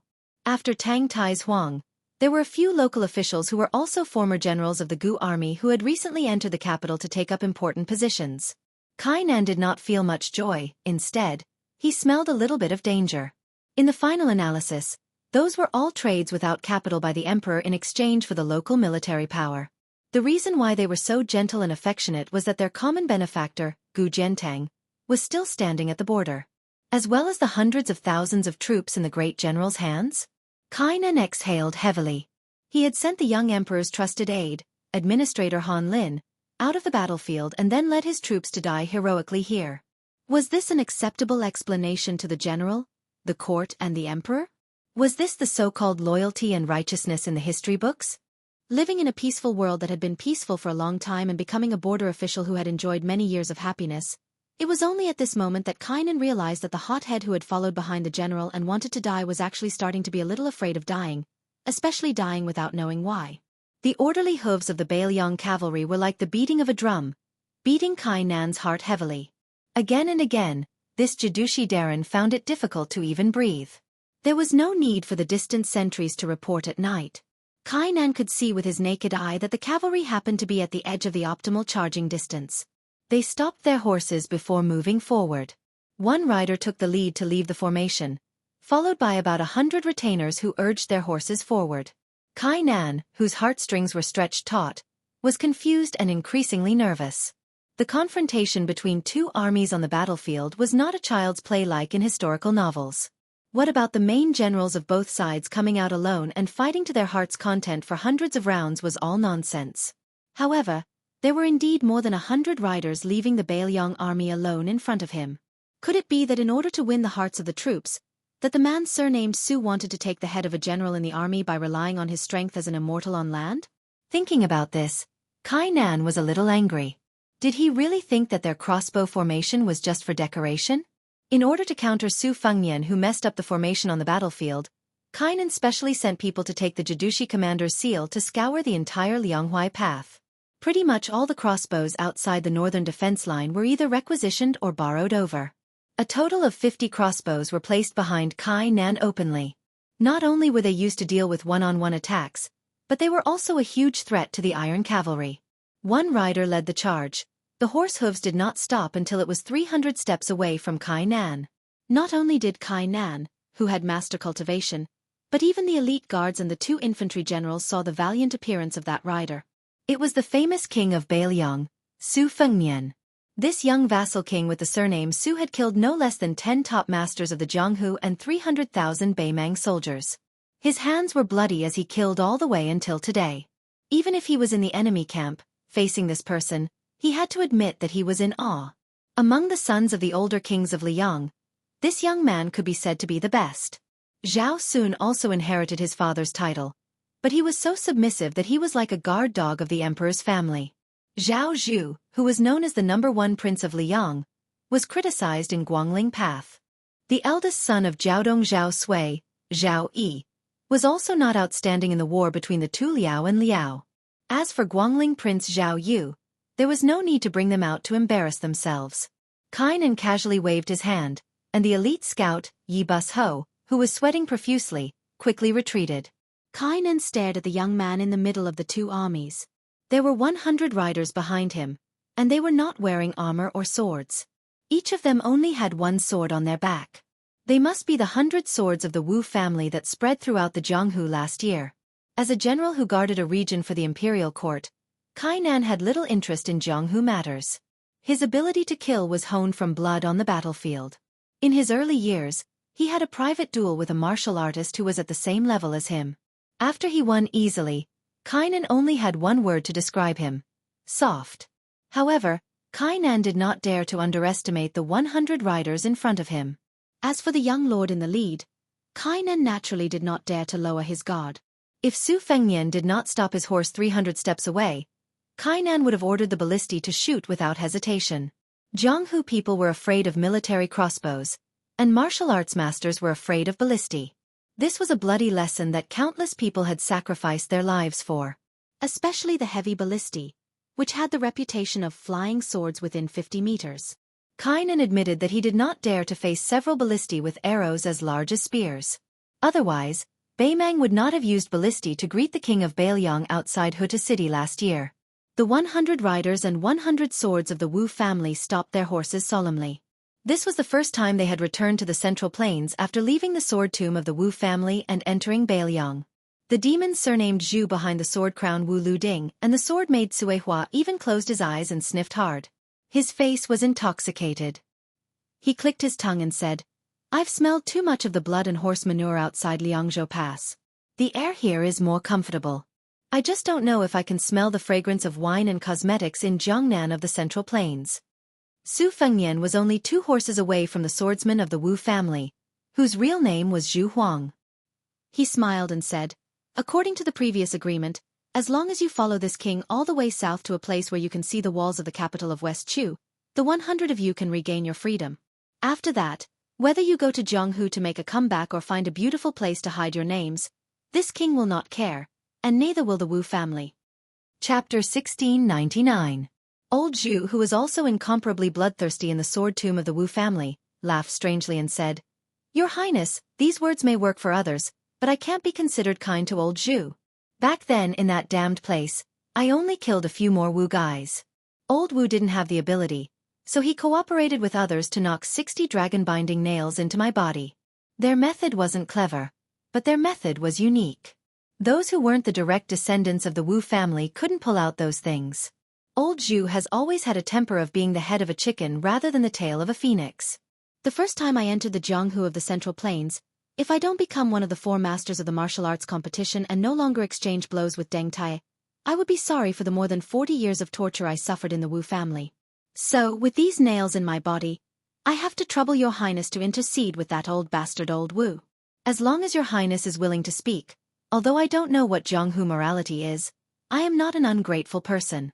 When the time comes, even if your Highness wants me to go to Taiyan City to kill someone, I can pat my chest and agree." Zhu Huang, who was full of Yin Qi, and Dong Tai were both illegitimate children of the Wu family. They were abandoned at Sword Mountain to fend for themselves.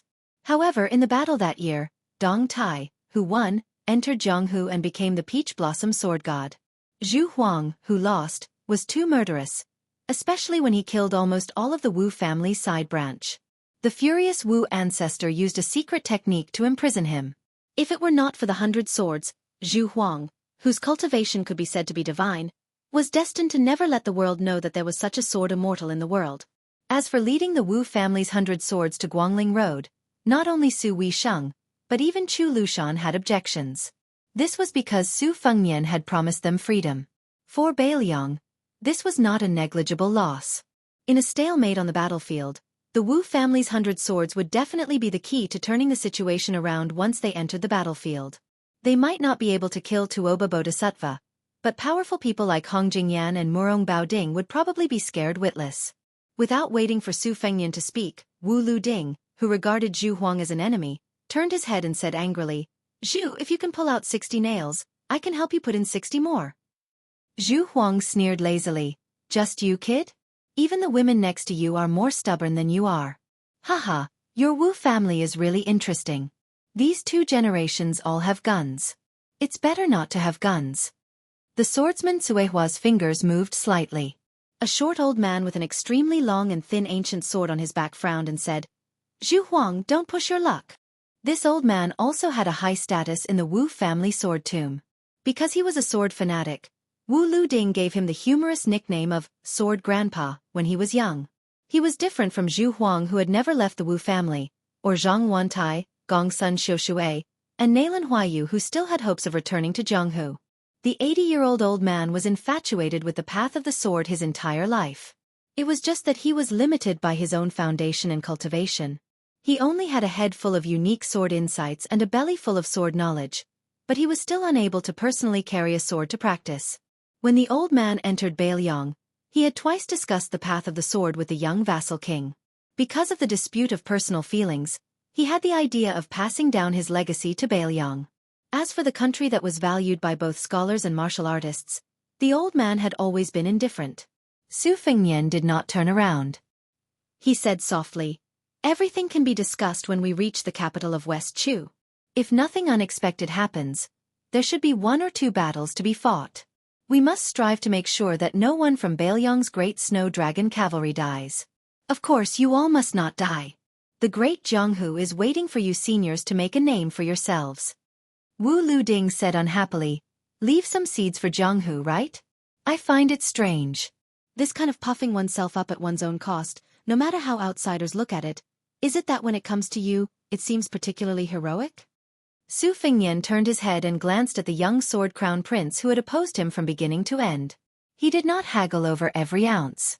On the other hand, Hong Shuwen, a former member of the Phoenix Battalion who had followed the king of Beiliang, sneered and said, "Our king is more handsome than you, and his skills are several levels higher than yours.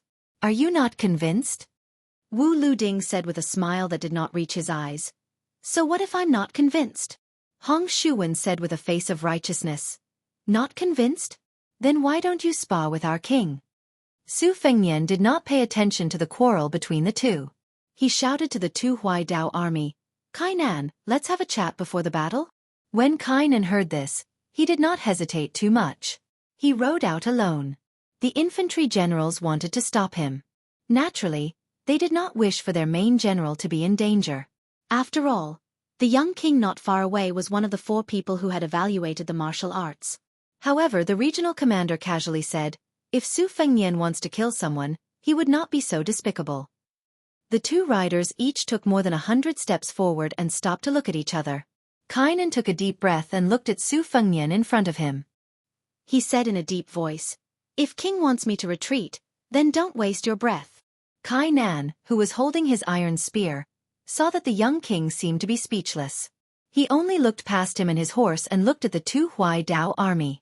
Kainan was silent for a moment and continued, "Even if you, Su Fengnian, have a higher cultivation than General Gu, you are not your father. You are not General Su Shao. You are not worthy of me, Kainan, to get off my horse and avoid you." Su Fengnian retracted his gaze and asked, "If I remember correctly, this king has already sent a message to General Kai. Today you can block the road, but try to place the elites on the 2 wings and let our cavalry rush through. If we have fewer casualties, you will have fewer casualties. Is this not good?" Kainan said coldly, "I will pretend that I did not receive that message." As the general in charge of military affairs at the border, Su Fengnian suddenly interrupted Kainan's words. "General, you did not receive the imperial edict, right?"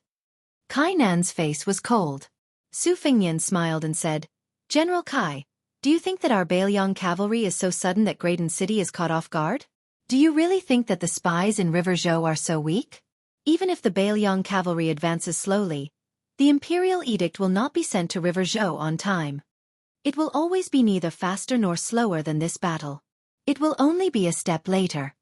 Kainan said expressionlessly. So what? The imperial court has its own ideas. I, Kainan, only need to be worthy of the Liyang armor I wear. Su Fengnian jerked the corner of his mouth. Do not worry. This king has taken the initiative to talk about the past with you, Kainan. He did not want your army to move out of the way. The reason I gave you the message earlier was because General had given face to a certain old man in the past. The reason I am wasting words with you today is because there is an old official in Graydon City who spoke to this king. Su Fengnian turned his horse around and slowly left. His words that were neither light nor heavy passed into Kainan's ears. Since you are not willing to put on an act, and the Huai border army wants to be loyal to the country, then Bailiang will fulfill your wish. On the battlefield, facing our Bailiang cavalry, how hard is it to die? Kainan returned to his formation with a pale face. The third spring of the auspicious talisman. The great snow dragon cavalry surged like a tide. The Huai border army of almost 40,000 was utterly defeated. Chapter 1700. The sound of horse hooves caused the central plains to tremble. The Bailiang cavalry left the Bailiang Road and entered the Lianghuai Road. They went down south around Yen City, which bordered the River Province and Ji Province, and crashed into the north of Gangnam-do. They drove straight down like a hot knife through butter. Just like the burly man from the northwest who knocked the Jiangnan beauty to the brink of collapse. Everywhere they passed, the Liang officials and local soldiers all kept quiet out of fear, not daring to make any provocative moves. The night curfew was extremely early, and even during the day, no merchants were allowed to enter or leave. The soldiers of the Wu garrison were not allowed to take even half a step out of the camp. The memorials were like a flurry of snowflakes. They were passed through the county yamen, the provincial yamen, the provincial governor's mansion, and the official residence of the administrator one by one. In the end, they were passed to the elite cavalry and sent to Graydon City at the fastest speed of 500 kilometers. Along with the barbaric advance of the 10,000 cavalry, more than a dozen families appeared one after another along the way. Not only were the leaders of the local government and army drenched in sweat, even Zhao Guo, who had been responsible for spying on Liang for many years, was terrified. These families, which could be said to be famous in the various provinces and counties, all had countless fertile fields and abundant grain reserves. 4 of the families could even be said to be local lords in the provinces and counties. These dozen or so families, who were all commented on in Zhao Guo's secret files as having clean backgrounds, were actually bold thieves who had openly colluded with the enemy of Bailiang. They had sent countless amounts of grain to the Bailiang cavalry. This was a disaster that was laid out on the table. Once the court came to settle the score, the dozen or so families with deep roots were destined to suffer the consequences. The people in charge of the various provinces and counties, as well as the civil and military officials, would also be ruthlessly skinned. Among them, the first family to reward Bailiang in Hezhou did not immediately flee to Bailiang. Therefore, the local government joined forces with the garrisoned army to send 400 elite soldiers after the Bailiang cavalry crossed the border, intending to search and confiscate the family's property and punish them for their crimes. The old family head of this family moved a chair and sat on the steps of the door, basking in the warm early spring sun. There were 2 cold sabers on his knees. The old one was the war saber he had used when he followed the old Prince Liang, Su Shao, to conquer West Chu. For so many years, even the most favored grandson of the family did not know that his grandfather had collected this saber. The brighter scabbard was the saber of the 6th generation of the Su family. It was the newest cold saber, which was personally gifted by the new Prince Liang not long ago. The old man faced the 400 young and strong martial artists of the county. He smiled and raised his new cold blade. He only said one sentence, and then everyone came and went in a hurry. In the end, they didn't even dare to say a word of threat. The old man in his twilight years said, "His Highness wants me to pass on a message to you.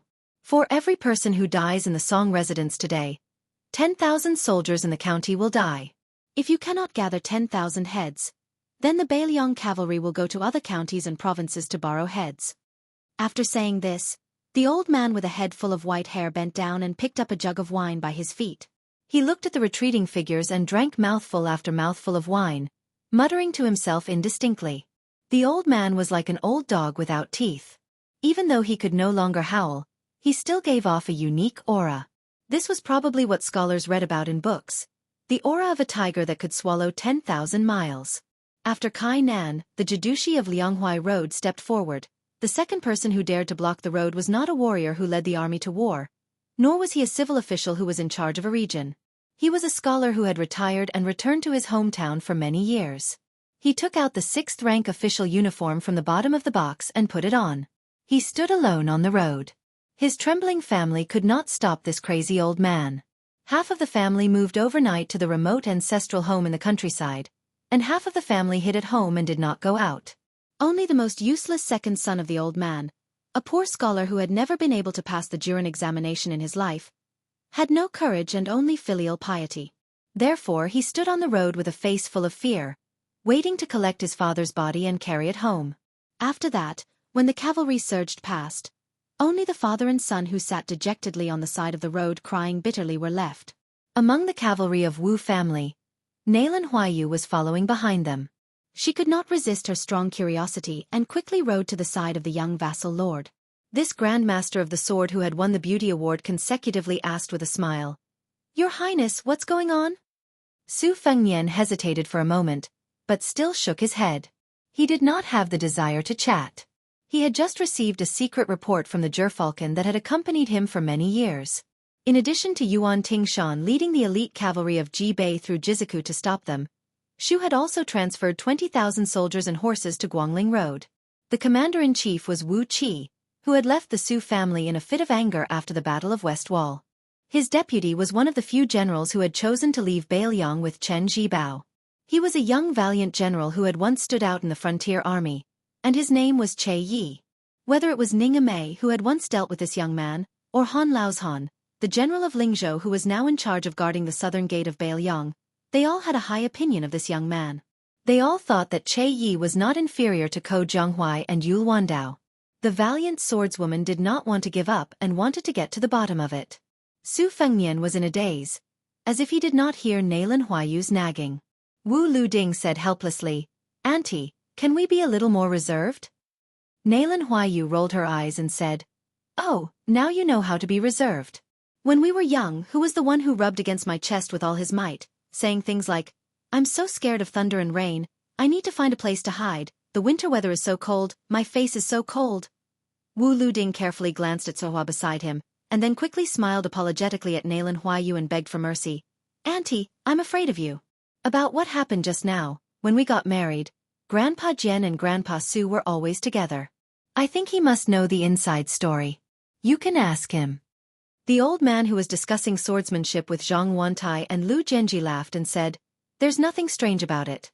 His Highness just asked him if he wanted to fight for the reputation of the scholarly community and sent him off before his death." Then Hong Shuwen pulled out his saber and acted as if he was going to spur his horse to kill. Chapter 1701. The high-spirited young master of apricot sword furnace in the past, now the taciturn middle-aged swordsman Yu Zhuawu, interjected, "Cultivate the body, govern the country, and bring peace to the world.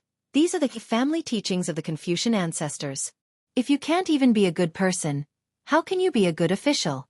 Don't even mention governing the world and helping the people. What I hate the most is this kind of literati fishing for fame. For the sake of leaving their names in history, they conduct themselves without any bottom line to speak of. Especially that previous Grand Secretary of Liang by Yen Er. He's especially not a good thing." Su Fengnian suddenly came back to his senses. He turned his head and said, "It's hard to say about others, but only Zhang Julu in my eyes is a true scholar. If there can be one in 100 years, it would be a blessing for the entire world." Yu Zhuawu didn't blindly agree with Su Fengnian just because he was the king of Bailiang. He still persisted in his opinion. He shook his head and said, "He can even kill his own children, and I reckon he's in the right. This kind of person, even if he's an honest and upright official who doesn't corrupt or disturb the people, can't be much better." Su Fengnian didn't argue with him either, only brushing it off with a laugh. History was like a book. Some pages were extremely heavy. The hand that flipped the pages might not be able to flip them over without constantly pointing. The torch was passed down to the next generation. The person who held the torch might burn his arm, not even hesitating to immolate himself, all for the sake of bitterly waiting for the younger generation to take over the torch. In this world, there was a need for wise monarchs, famous ministers, heroes, ambitious and ruthless people, outstanding people, high-spirited people, clear conversations. It needed many people. However, there were times when smart people each had their own style, but in reality, there was a need for one or two idiots. Su Fengnian laughed softly for no reason. Actually, that old scholar is pretty good. He blocks the road as a minister, makes way as a father. It's a pity he's not from our Bailiang. Hong Shuwen, who had the nickname of a madman in the military, said heartlessly, "Your Highness, our Bailiang has armored cavalry, cold blades, strong crossbows, and big horses. It's already enough." Su Fengnian whispered, "I hope there will be a day when it won't be enough." Hong Shuwen, who had been following Su Fengnian the whole way, suddenly sighed. "Wang Ye, if only I were a woman." Wu Luding suddenly felt his hair stand on end. He crossed his arms in front of his chest and said angrily, "Madman Hong, it's fine if you want to flatter me, but can you at least have some shame?" Cui Hua smiled knowingly. Hong Shuwen angrily said, "Lousy is a woman. Can't I go to Wutongan to serve tea to His Highness? What are you thinking about with 6 big vats?" Then, Hong Shuwen turned his head and said with a mischievous smile, "Sister Tahua, you have to be careful when you stay with this kind of pervert whose head is full of improper thoughts. But fortunately, Sister Cui Hua, your swordsmanship is better than 6 big vats. If he dares to touch you, you can cut off 3 of his legs. When the time comes, I will pick up one of them and make it into a dish to go with wine." Not only Wu Luding couldn't take it anymore, Lu Jianji, Zhang Wantai, and the other men also couldn't take it. They all laughed and scolded Hong Shuwen for having such a strong taste. Cui Hua, who liked to close her eyes all day long, slightly opened them. She looked at Hong Shuwen and slowly said, "What if one isn't enough to go with wine? How about I add yours?" Hong Shuwen subconsciously covered his crotch and said awkwardly, "Sister Tawa, there's no need. There's really no need. I just stopped drinking." After talking and laughing, Su Fengnian narrowed his eyes and raised his head. Then he quickly raised an arm. An extraordinary bird of prey slanted down and stopped on Su Fengnian's arm. After Su Fengnian read the secret letter in the bamboo joint, the gerfalcon that had accompanied its master on 3 trips to Jianghu and 2 trips to the capital, lowered its head and intimately pecked the back of Su Fengnian's hand. Then it flapped its wings and flew away. Su Fengnian called Yuan Zuozong with a complicated expression. He said softly, "Brother Yuan, the main force of West Chu is under the command of Xie Shibian. She personally led the troops and began to break through the encirclement in the west. Chao Chongqing has quietly left for Great Peace City alone." Yuan Zuozong was stunned and asked, "Chao Chongqing is going north alone?" Su Fengnian nodded heavily. Yuan Zuozong sighed. Why did this official who was known to be good at ending things, end up in such a mess at the last moment? Su Fengnian said with a low voice, "I can only make a rough guess. Chao Zhongqing might have chosen to betray many people in the end. Perhaps there was the Northern Mang Southern Dynasty's great clans who were enduring humiliation, Wang Sui who suddenly made a comeback, and even Gu Jiantang who had endured in the imperial court and the Tu Liao for many years. In order to restore the country, Chao Chongqing had worked hard for 20 years. Unexpectedly, he was able to let go of it." Su Fengnian did not continue. Yuan Zuozong was, after all, a person who knew a lot of inside information. He asked, "Is the rumor about West Chu that my foster father told me in the early years true?" Su Fengnian suddenly smiled. "It is said that scholars are the most heartless. Fortunately, there was Chao Chongqing who told the world that scholars can also be the most infatuated." Yuan Zuozong wanted to say something but stopped. For the first time, Su Fengnian was a little embarrassed. He stared at Yuan Zuozong and obviously did not want Yuan Zuozong to say anything. Yuan Zuozong, who was always serious, smiled but did not say anything. After a moment of silence, Yuan Zuozong could not help but say something. However, he did not use the honorific Your Highness, as usual. Instead, he called him Xiaonian, which sounded like a family. "Xiaonian, no matter what others think, I am very happy that you led the army to the south. The reason is very simple. I think this is what my foster father's eldest son should do." Su Fengnian was a little helpless. This kind of unreasonableness was indeed Su Zhao's style. Birds of a feather flocked together. Yuan Zuozong quickly added with a smile, "Of course, the Central Plains has not heard the sound of the horses of the Su family for 20 years. We have to teach them a lesson. Yuan Zhuozong raised his head and looked into the distance. My foster father said that the only sound louder than thunder in the world is the sound of the horses of Bailiang. Su Fengnian whispered. Su Xiao would not say such heroic words. It must be my master who said it first. Then he borrowed it and did not return it. He also privately told my master not to say that he plagiarized it. Yuan Zhuozong was suddenly speechless. He rubbed his chin. Now that you mention it, it is possible. Su Fengnian laughed. But there are some words, whether it is Su Xiao who said it first or not, as long as he said it, it is heroic. The fact was also so. The spring and autumn war had already proved one thing. There were some words that could only be said by the lame man. At this time, the Bailiang cavalry was heading south to the Central Plains. A Confucian in green went from the south to the north. Back then, the Chao family of Dechu was the pride of the world. Nobody knew when he became a dissolute scholar. He left casually. When he became a chess piece waiting for the imperial order that day, he had never been so relieved. After the mountains and rivers were shattered and the country was no more, this man in green entered the Liang imperial palace. However, this was the last time he did not enter the city or the palace. He was only one person in Great Peace City. There was no one like him in history. The overlord of West Chu, Chao Chongqing. Chapter 1702. The Bailiang cavalry broke into the hinterland of Gangnam-do. With the example of the tens of thousands of Lianhuai border soldiers as a precedent, this cavalry force that fought to pacify the rebellion was unimpeded. In addition, the cavalry force did not violate any of the places they passed, so it could be considered as giving the Zhao imperial court a way out. If one looked at the current Liang territory, Gangnam-do located north of the Guangling River was actually unworthy of its name. However, in the early spring and autumn period, the territory south of Guangling was always regarded as a barbarian land full of miasma. Back then, the old southern Tang occupied most of the territory south of the Guangling River. Other than fighting a few soul-stirring battles under the leadership of great ancestor Gu, it caused a lot of trouble for the Liang army led by the great general Gu Zhentang.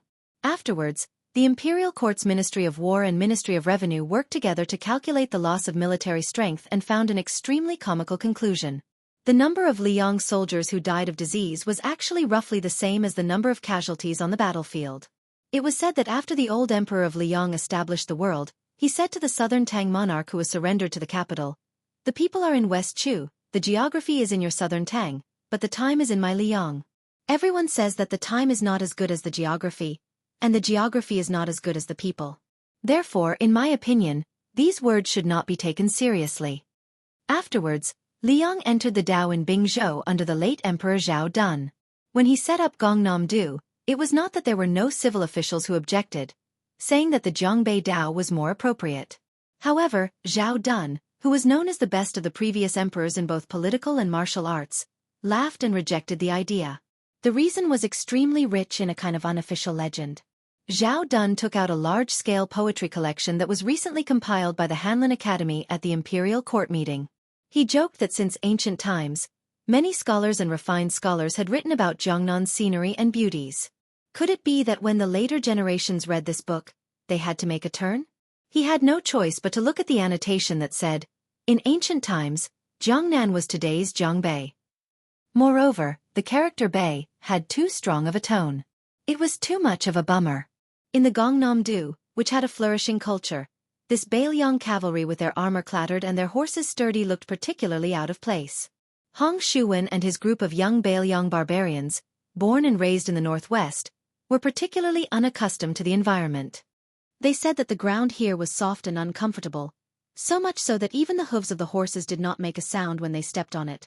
Not to mention that they were in the desert outside the Great Pass, where the dust and dirt would rise when the horses whipped their whips, and the charming and gentle scenery of tall grass and flying orioles on both sides of the official road. Hong Shuwen and the others did not find it pleasing at all. They only felt stifled in their chests, unable to move their hands and feet. Compared to these young warriors who were used to the wind and snow of the northwest, Yuan Zhuozong and a group of great snow dragon cavalry who had experienced the wars of the spring and autumn period when they were young were much calmer.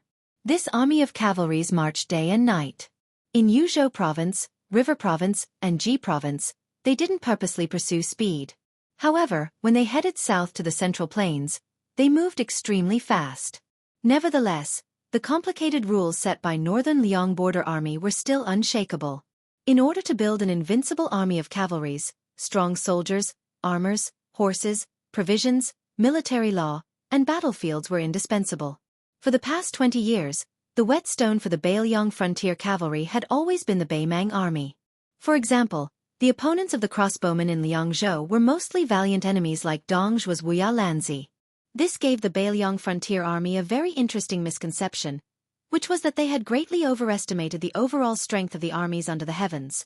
This was precisely the opposite of the so-called elite armies in Liang, especially in the Central Plains.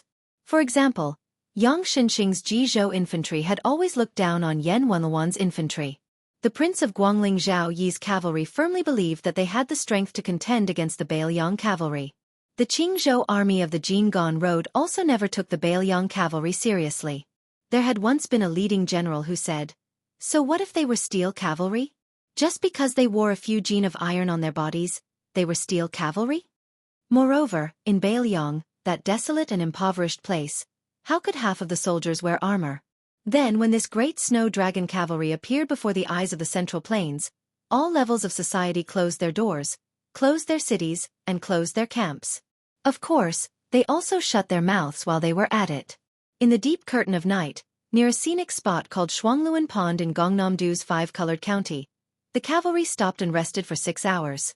Bailiang's roaming scouts were still in groups, casting a net in all directions, returning 10 li away.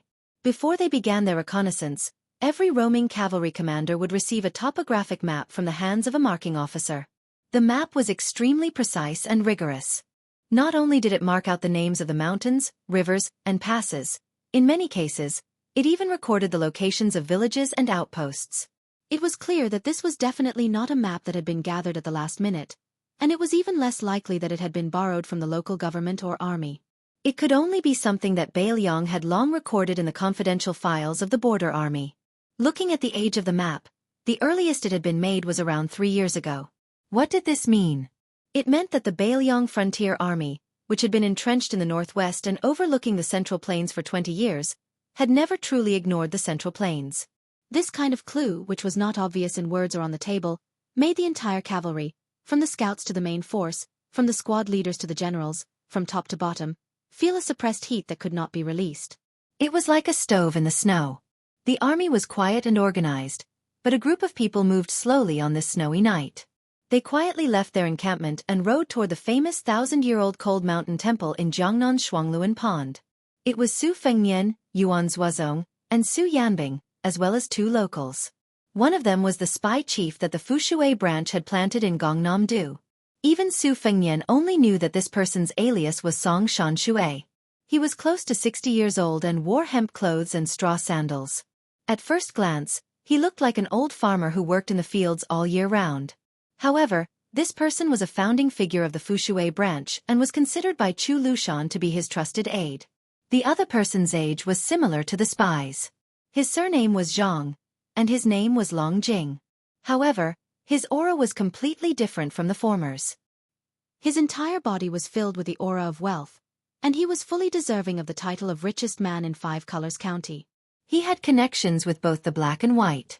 His nickname was Grand Secretary Zhang, implying that he was all-powerful in Gangnam-do Five Colors County, no different from a dynasty's Grand Secretary. The Zhang family wasn't considered an outsider in Five Colors County, but they had truly risen to prominence 20 years ago. Before, they could only be considered a wealthy family within a county. Under Zhang Longjing's leadership, they began to soar. After becoming rich and extravagant, they didn't forget to repay their hometown, generously supporting over 100 poor scholars. In order to take care of Zhang Longjing, who hadn't ridden for many years, the group didn't walk quickly. This made Grand Secretary Zhang feel very uneasy. He had originally arranged for his trusted retainer to come on a carriage, but the young vassal king suddenly had the idea of going to Cold Mountain Temple to enjoy the scenery. Even the honorable commander of Bailiang's cavalry, Yuan Zuozong, was riding a horse. Zhang Longjing didn't dare to go on a carriage alone. Back then, he had transformed from a brave and strong young military officer in the Su family's army.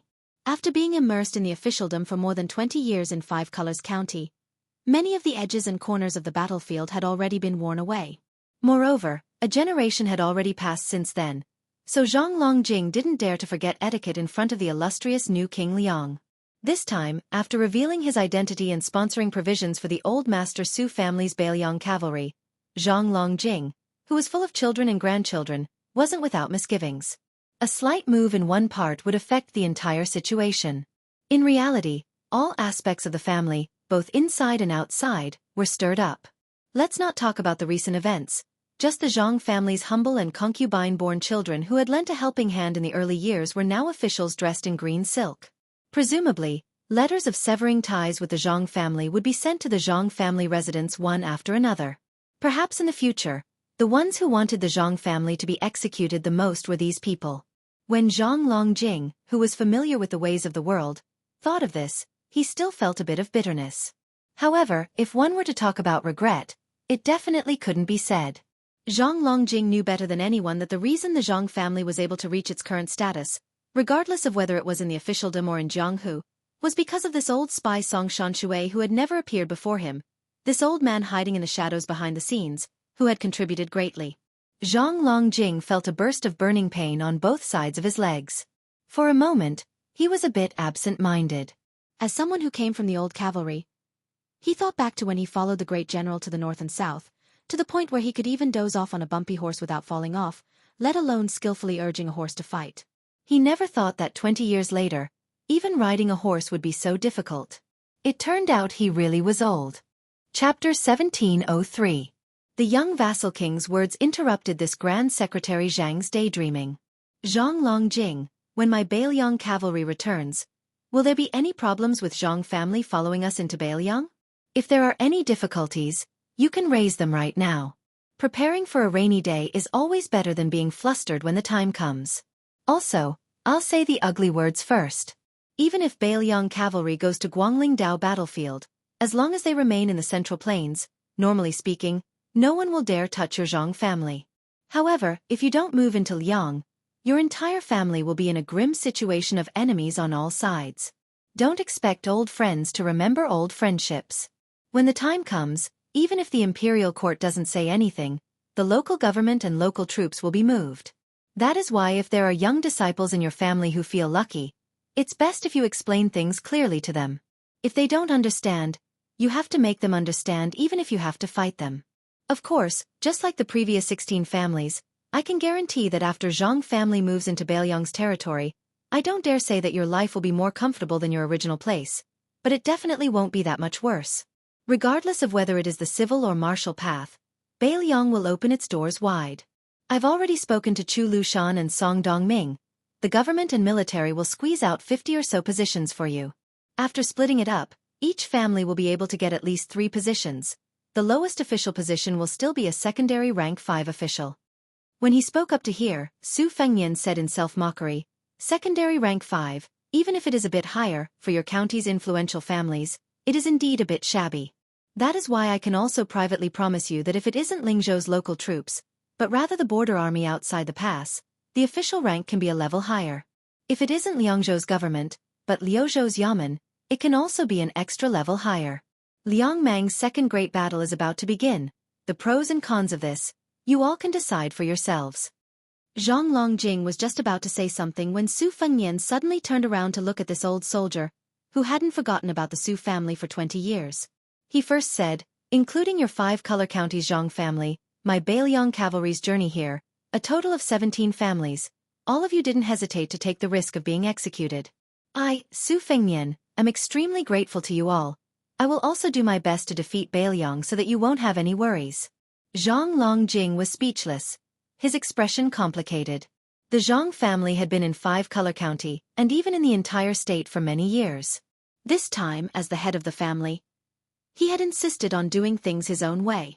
In the future, there would definitely be a fierce backlash from both inside and outside the family. However, in the end, the Zhang family had nowhere to go in Liang. It was no longer a matter of whether they could live comfortably or not. If they wanted to live, they could only retreat step by step into Bailiang's territory. Recently, Zhang Longjing had often asked himself. The Zhang family's descendants were starting a new family in a completely unfamiliar place. Even if the young vassal king and Baelyong officials were willing to open a back door and let the younger generation of the family take a shortcut, it was hard to say whether it would go smoothly or not, and whether it would go far or near. The old spy Song Shanshui was also speechless. After all, compared to Zhang Longjing, who only lived in a remote corner, he wanted to know more inside stories. In fact, after the Baelyong cavalry left the vassal king's territory, there were not 17 families who were supported by the Fu Shui house along the way, but 24. The 4 families in Hezhou and Jizhou all stepped forward without hesitation and completely broke with the imperial court. However, as they went further south, there were people who began to change their minds. For example, there were 2 families in the northern part of Gangnam-do. One of them was an old soldier of the Su family, whose previous head had passed away many years ago. This time, they chose to pretend to be deaf and mute. Later, that family even secretly contacted Zhao Go through the government, trying to draw a clear line with Baelyong. The old head of the latter family was still alive. After that, 6 more families successively made similar choices. Song Shanshui believed that the further away they were from Baelyong, the more treacherous families would choose to protect themselves. However, what Song Shanshui found strange was that the Fu Shui house did not make any moves. Originally, the old spy thought that they would deal with this group of white-eyed wolves in the future. However, after following the new Prince Liang tonight and hearing with his own eyes, the ruthless old spy suddenly felt a little uncertain. His intuition told him that it was more likely that they would mind their own business from now on. Song Shanshui, who used to be a scout, felt a little regretful. He felt aggrieved for Baelyong. However, the old spy was not disappointed in Baelyong, especially that young man. Song Shanshui felt a little familiar with this young vassal king who was like thunder in Liang. Not to mention the soldiers who had died on the battlefield. When had General Su Shao ever mistreated anyone who was still alive? When had he ever haggled over every little thing? In all these years, there were as many vassal families as there were hairs on a cow in Baelyong. There were many hedonistic sons who did evil. Until the general passed away, he did not touch these vermin and these families. He only did his best to build the Baelyong Frontier Army, an elite force that guarded the gate. He patrolled the border time and time again. He more or less ignored the foul atmosphere in Lingzhou behind him. In the end, he kept that promise he made in the past. When I, Su Shao, obtain riches and honor, I will ensure that the old brothers under me will enjoy the riches and honor with me. Was it that if Liang Mang did not fight, the new Prince Liang, Su Fengnian, would not make such a big fuss in Lingzhou's officialdom? Originally, the old spy was very curious about this matter, but now he could not bring himself to ask. As for whether the Baelyong cavalry would go south to the Central Plains next time, and whether the new Prince Liang had any thoughts of sitting on the dragon throne, for some reason, the old spy did not even want to think about it. In the following conversation between the new Prince Liang and Commander Yuan, the 2 old men learned that not only did the Jizhou army go south to stop them, the 20,000 Shu elites also left Shu to chase east. Moreover, the Jingan road in the Central Plains seemed to be ready to make a move. Once a battle broke out, the person who was truly responsible for stopping the Baelyong cavalry, the Assistant Minister of the Ministry of War, Su Gong, would definitely choose a place that was not conducive to the formation of the cavalry. In Zhang Longjing's eyes, the Liang Imperial Court was inviting him into a trap. Zhang Longjing could not help but be worried. After all, he had been far away from the Su family for 20 years. He had not even seen Liangzhou's Huta City, Yozhou's Gourd City, or Liuzhou's Qingcang City. For the first time, the old spy took the initiative to chat with Zhang Longjing. He lowered his voice and asked, "Are you afraid?" Zhang Longjing, whose thoughts were exposed, did not become angry. He only sighed and said, "I'm not afraid, I'm just worried. I'm worried that the tiger will fall to the plains." The old spy sneered and said, "The tiger will be bullied by dogs? When the tiger roars in the Central Plains, how can dogs bark?" Zhang Longjing was resentful. Suddenly the young lord's gentle voice came from the front. "Old Song, I accept your flattery, but I can't guarantee that you will be promoted in the Fu Shui chamber. That is Chu Lushan's territory. His words are more effective than mine." The old spy, who was used to not showing his emotions, laughed. Zhang Longjing turned his head and glared at the old bastard who tricked him. "Surnamed Song, don't think that I will invite you to drink again in this lifetime." The old spy, who did not look impressive, replied softly, "I will stay here for the rest of my life. Even if you, Grand Secretary Zhang, want to invite me, you can't. Zhang Longjing asked curiously. Why not? The old spy twitched the corner of his mouth. I'm old. If I stay in the Central Plains and rely on the little experience I have accumulated, it might be useful. If I go to the battlefield outside the Great Wall, I can't afford to lose face. I'm afraid that the young people of the Bailiang Frontier Army will look down on the old soldiers of the Su family. Zhang Longjing was speechless and could only sigh. Suddenly, the old spy raised his voice and shouted, Your Highness, may I flatter you one more time? The young lord turned his head and said with a smile, Just say it. But if you say it, there will be no reward. The old man straightened his back slightly. The spy who hadn't used his real name for 20 years reported the 3 words that he had almost forgotten. He said, If I, Song Hetian, could be 20 years younger, I would follow His Highness to kill the barbarians. Just like when I followed the general to the battlefield, every time I went to the battlefield, I only had one thought. When I died in the battle, I would be surrounded by my fellow soldiers, and there would be brothers who survived to help me. Su Fengnian continued to ride the horse forward. But Yuan Zuozong slowly slowed down, took off the saber at his waist, threw it over and said with a smile, Old Song, the prince has already sent out a lot of new cold sabers. He didn't bring any with him this time. Just take it as a gift for the prince. The old spy caught the cold saber that killed 300,000 Bailiang barbarians outside the Baimang Pass and said with a bright smile, Commander Yuan, I don't want the saber. I don't need it for a spy who can't see the light of day. It's not suitable to keep it. Zhang Longjing was confused and wondered, Then why are you holding it so tightly? The old spy carefully hung the saber at his waist. An old soldier with a new saber.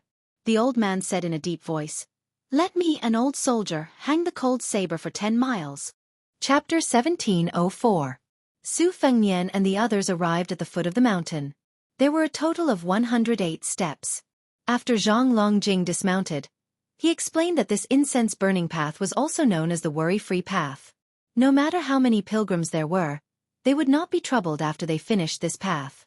However, Zhang Longjing added with a smile, In my opinion, they were just tired. Even if they were troubled, they would not be able to care about it. Su Fengnian smiled after hearing this. Zhang Longjing sighed and said, Li Yang destroyed the Buddha. A 1,000-year-old temple with a long history is now occupied by a Taoist priest who is close to the government. All the monks in the temple have run away. Back then, the Taoist priest led the soldiers to seal the temple, but the monks in the temple couldn't even take away a single ancient book. Our county's prefectural governor originally didn't worship Elder Huang. In his early years, even his nickname was related to Buddhism. His name was always Fugitive Zen Old Man. This time, with the imperial court's decree, he immediately became a devout believer, and his nickname was also changed to Tranquil Old Man. It's said that not long ago, he successfully established a relationship with the capital's great spiritual master, Wu Lingsu. Last year, in the provincial governor's political evaluation, he outshone all the monks in the temple. Soon, there were rumors that he was going to be a high-ranking official in the capital.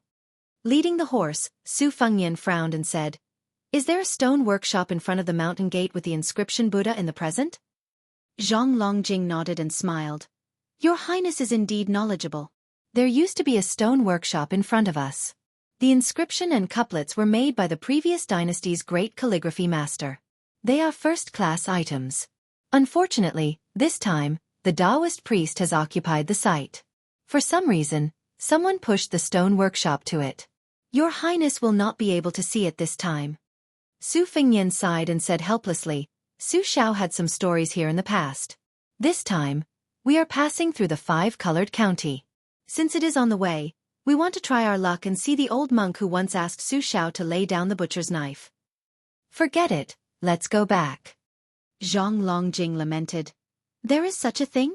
What a pity. If I had known earlier, I would have added tens of thousands of taels of incense money to the Cold Mountain Temple. Su Fengnian dismissed it with a smile. He mounted his horse and went back the way he had come. However, he could vaguely see lights flickering on the side of the road in the distance. This was not a sight he had seen when he had passed by earlier. The old spy, Song Shanshui, instinctively became vigilant. However, he soon felt relieved. Putting aside the fact that the prince was one of the 4 great grandmasters of Wushu, Who would dare to provoke Commander Yuan and his personal retainer, Su Yambing? Even if these two experts were to be singled out, your imperial court would probably not have the face to come and greet them without mobilizing 700 to 800 troops, right?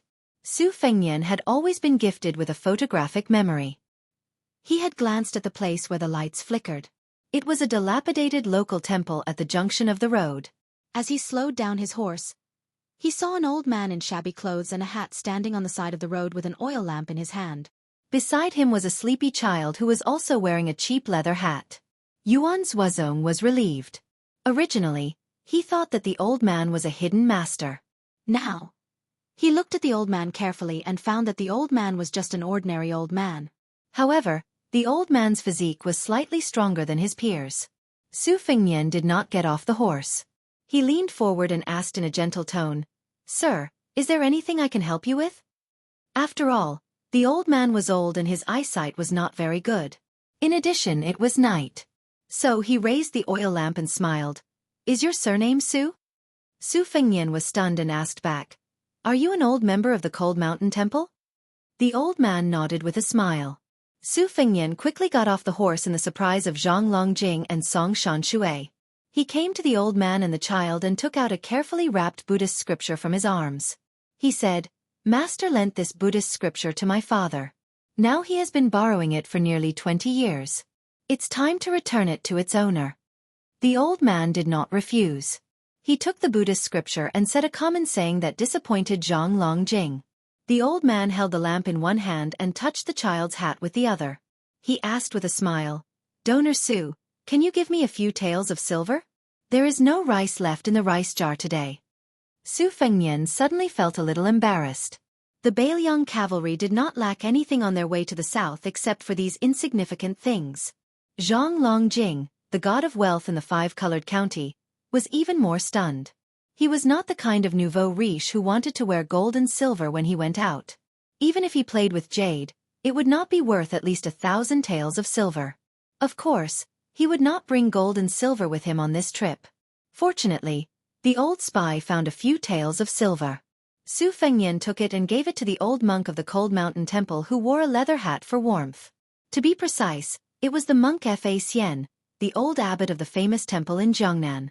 The old monk did not have the misgivings of ordinary monks who did not touch money. He openly put it in his sleeve and did not hide his smile. The little monk beside the old man was beaming with joy. With silver, there would be firewood, rice, oil, and salt. He would not have to starve. How could he not be happy? After the old monk put away the silver, he said with emotion, "The imperial court has decreed that temples and monks are not allowed in the Central Plains, and the Cold Mountain Temple is no exception. Some people return to the secular world, while others travel. I once thought of going to the northwest to beg for alms, but I was too old and my new disciple was too young. His legs were as weak as mine, so it was delayed. After thinking about it, it did not matter whether I went to Bailiang or not. If I went to Bailiang, it would just be an old monk finding a place to settle down. If I did not go to Bailiang, I might be able to give a few more faded people a place to settle down." Su Fengnian said sincerely, "Master, I can send someone to send you and your disciple to Bailiang. When the world is peaceful, as long as you still want to return to the Central Plains, Bailiang will definitely escort you." The old monk smiled and shook his head. "Donor Su, you don't have to go through so much trouble. Where is the fate of Buddhism? Don't force it." Su Fengnian did not force it. He also knew that he could not force it. He could only smile and say, "My father often talks about you, Master. He says that you are an eminent monk who really has great Buddhist teachings. He admires you very much." The old monk laughed. "Young Donor Su, you are lying. Although we have only met once, how can I not know old Donor Su's temper? It's good enough that you don't scold me as an untactful old monk." Chapter 1705. Su Fengnian was speechless. Not to mention what he thought, Su Shao did call the old monk Bald Donkey every time he mentioned the old monk of the Cold Mountain Temple. He even gave the old abbot a nickname of the Butcher Knife Monk in private. Su Fengnian heard the general process of the incident from his mother when he was young. The monk Fa Xian was born in a rich and powerful family. He used to be the vice-director of the Ministry of Personnel in West Chu. After he resigned, he entered Taoism. However, he didn't cultivate in the famous temple on the big mountain. Instead, he chose a remote mountain and lived in seclusion for many years. Later, for some unknown reason, he converted to Buddhism. It was said that he had a debate with the previous abbot of the cold mountain temple. In the eyes of the world, he inexplicably became the abbot. Back then, the Su family galloped across the central plains. Wherever the horses passed, the flames of war were incessant. Not to mention the Liaodong tiger from the northeast, even the generals of the armies in the central plains would turn pale at the mention of the tiger.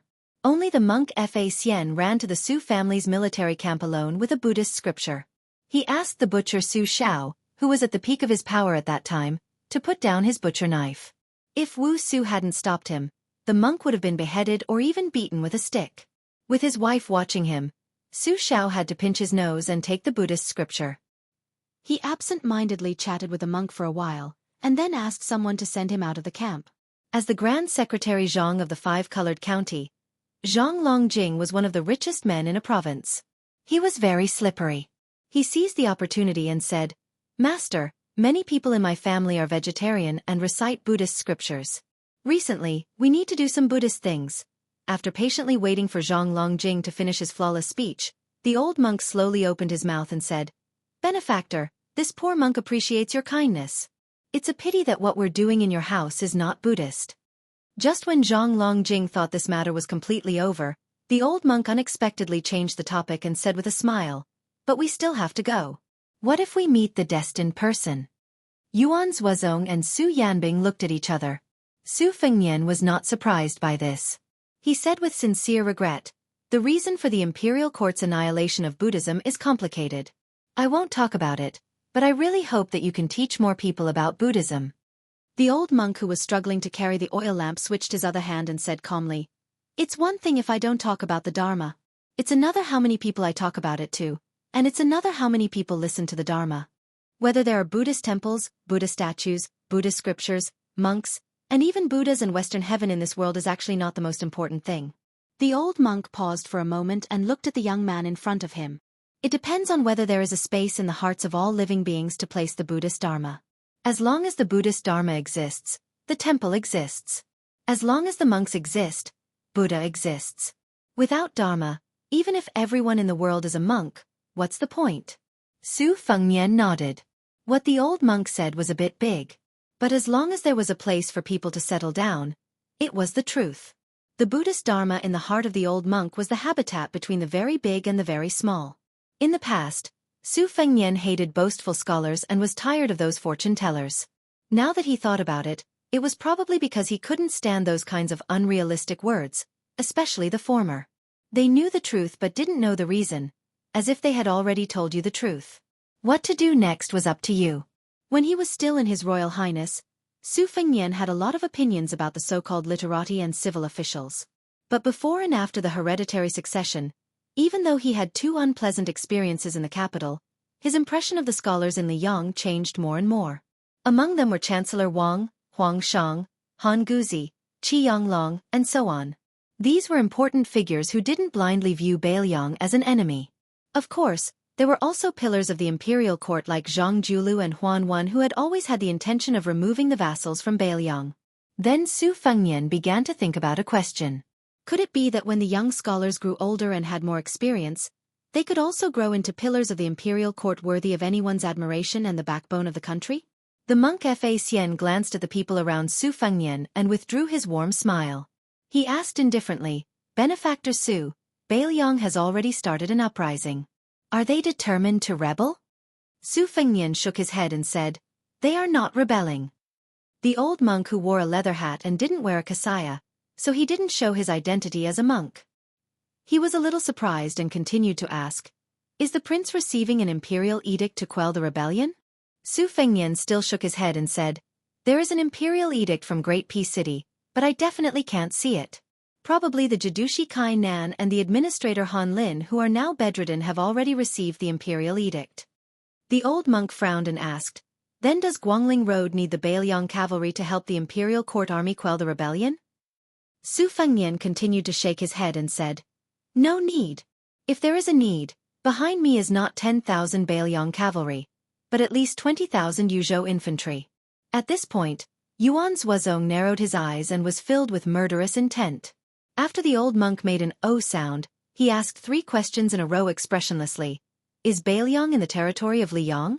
Are the people of Bailiang the people of Liang? Is the Bailiang frontier army the army of Liang? Su Fengnian also nodded expressionlessly and said, yes. The old monk who held the oil lamp stood in the darkness and was silent for a long time. He asked, King of Bailiang, were there any immoral and fatuous emperors among the 3 emperors of Liang? Su Fengnian smiled and said, not only were there no such emperors, but regardless of the personal grudges between the Su and Zhao families, to be fair, the 3 emperors of Liang were all wise emperors in the history books. Zhao Li was talented and wise, even better than the founding emperor of Liang. Zhao Dun was diligent and tolerant, which was rarely seen in thousands of years. Zhao Zhuan was ambitious, but he didn't have high standards. Give him 10 years of peace, and the world will be peaceful. The old monk sneered, and then his smile suddenly disappeared. He said heavily, what a strange thing.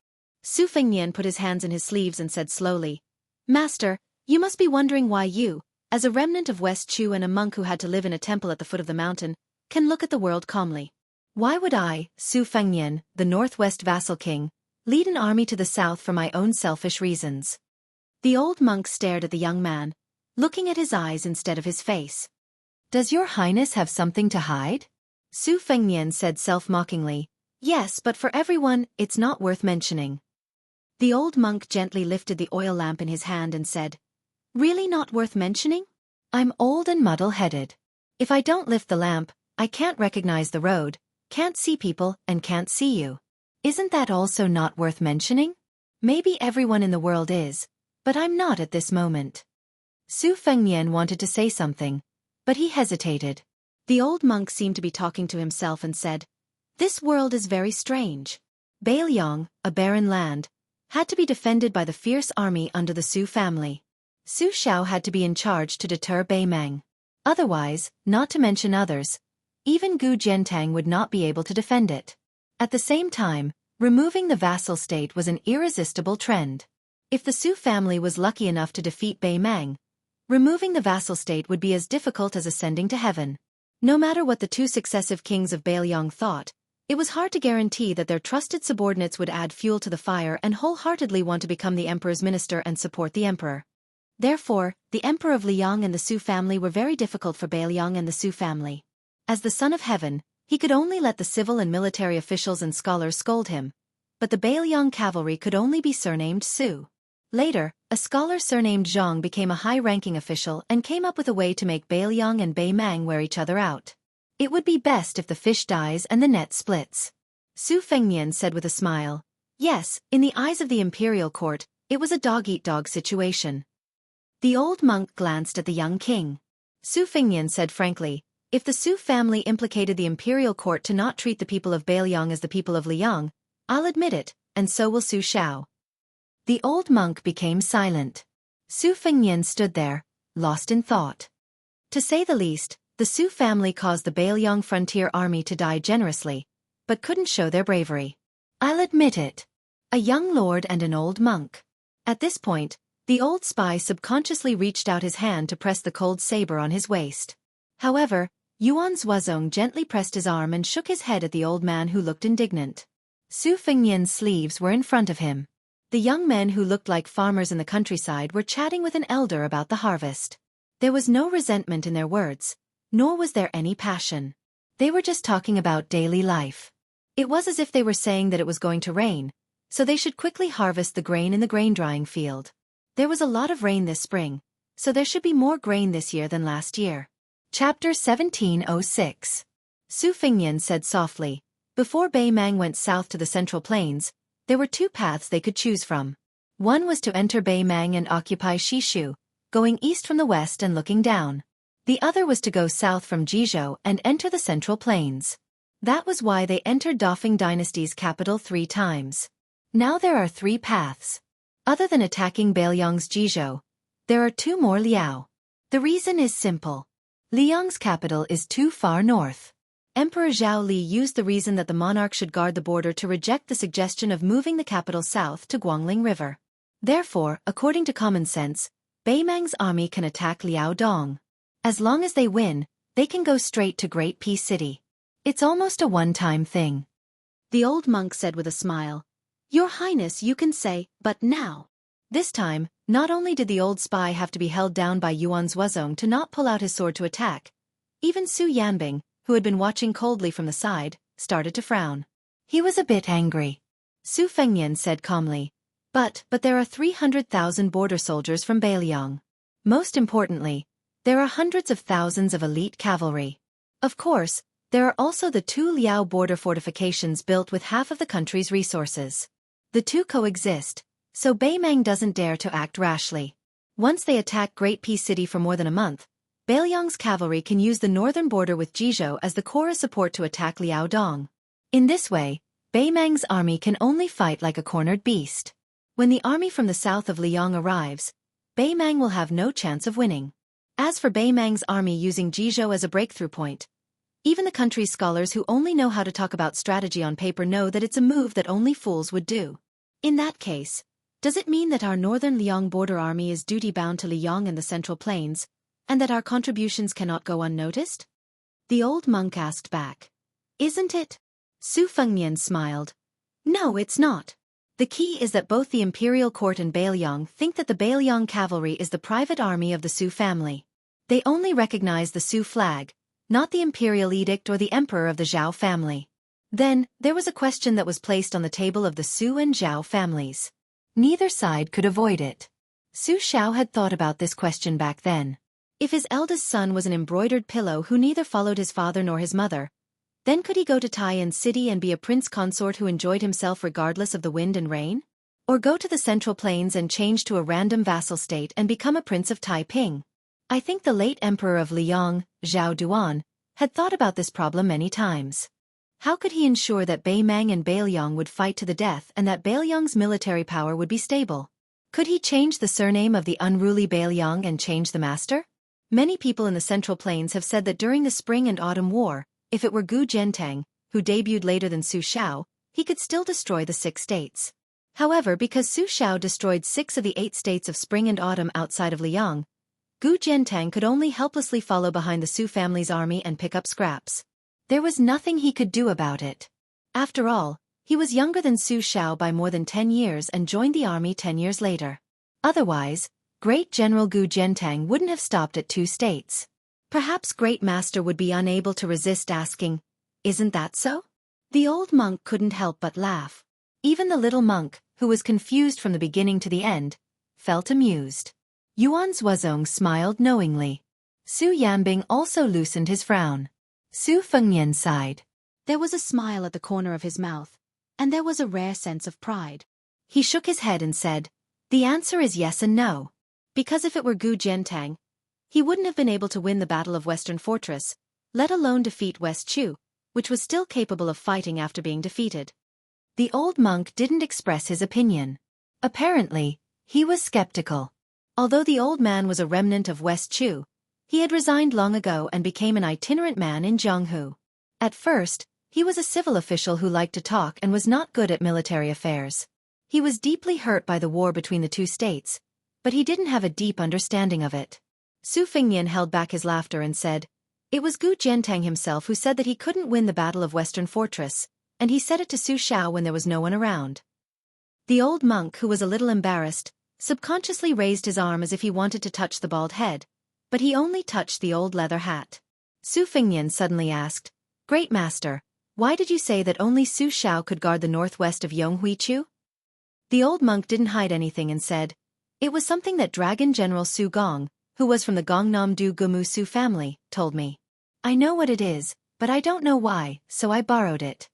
Su Fengnian smiled bitterly and said, To tell you the truth, Su Gong, the assistant minister of the Ministry of War, was the general who stopped the Beiliang cavalry from going to Guangling. The old monk was speechless. Su Fengnian changed the topic and said, When I first traveled Jianghu, Zhao Go tried to assassinate me many times. As for the first few assassinations in Beiliang Palace, I believe that Great Master wouldn't believe that it wasn't Zhao Go's arrangement. The old monk nodded. He didn't doubt this at all. Su Fengnian smiled and said, I also came to the capital later as the crown prince. Only then did I know that the Empress, who is now the Empress Dowager, had tried to stop Zhao Go in private. Why did she do that? Personally, at that time, she probably felt that the relationship between the Su and Zhao families was still a little bit. Or maybe she felt a little guilty about the white clothes case in the capital. But the real crux of the matter was that she considered the long term and was more beneficial to the country. That is, Bailiang had a dandy son, His Royal Highness. Having the eldest son of the Su family, who had the opportunity to become a puppet of the imperial court, was far better than Su Xiao, who rebelled in a fit of anger. In fact, at that time, she and the man on the dragon throne were very different. The late Emperor Zhao Dun had always hoped that Bailiang would be surnamed Chen.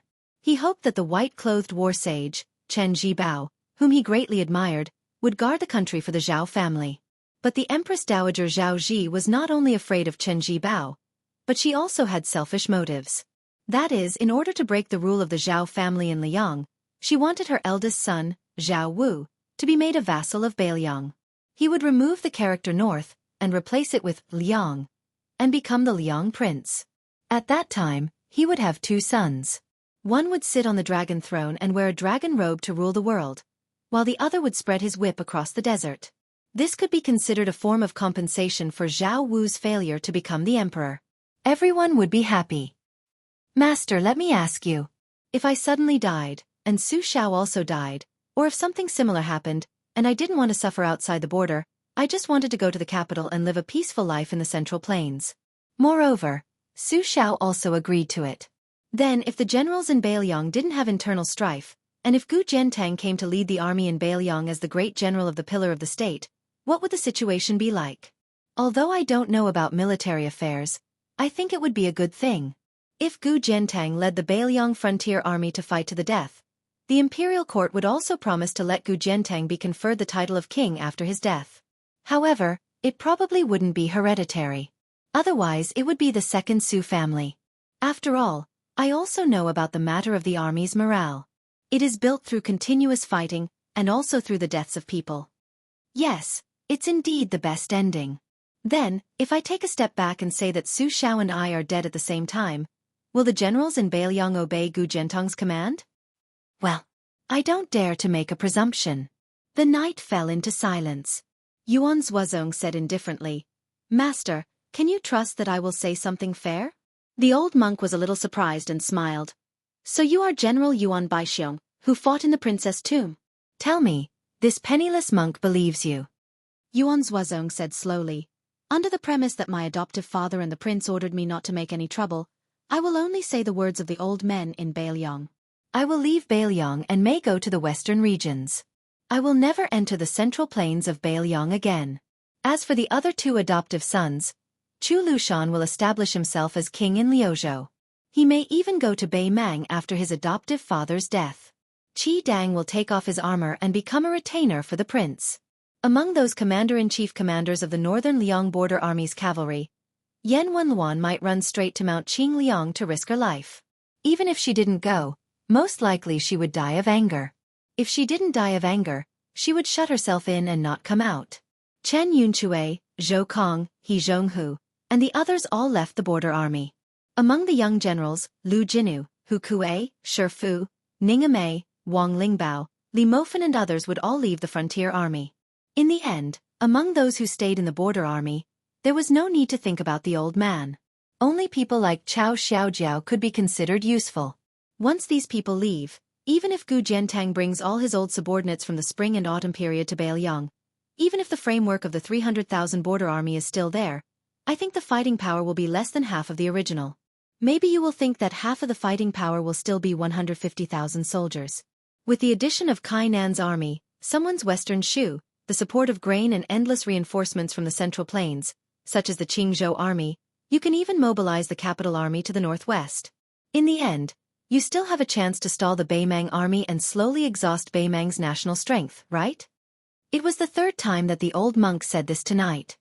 Is it not? Yuan Zuozong took a deep breath and sneered. Is it? Of course not. You know, in the Battle of Liangmang, Bailiang defeated Beimang by a fluke. Why, when you heard that only 100,000 Bailiang died and only 30 Beimang died, you think it was easy to win? I don't mind telling you the truth. At that time, Bailiang was fighting on 3 fronts. As long as one front collapsed, the whole line would be defeated. At that time, it was not only 100,000 Bailiang that died, but also 300,000 border soldiers plus 300,000. Su Fengnian looked up at the night sky and murmured in a low voice that only he could hear, "Only 100,000 died." Yuan Zuozong realized that he had lost his composure and tried to calm down. But these are not the real deadlock. The real hidden danger is... Su Fengnian directly called his name and interrupted Yuan Zuozong. "Yuan Zuozong,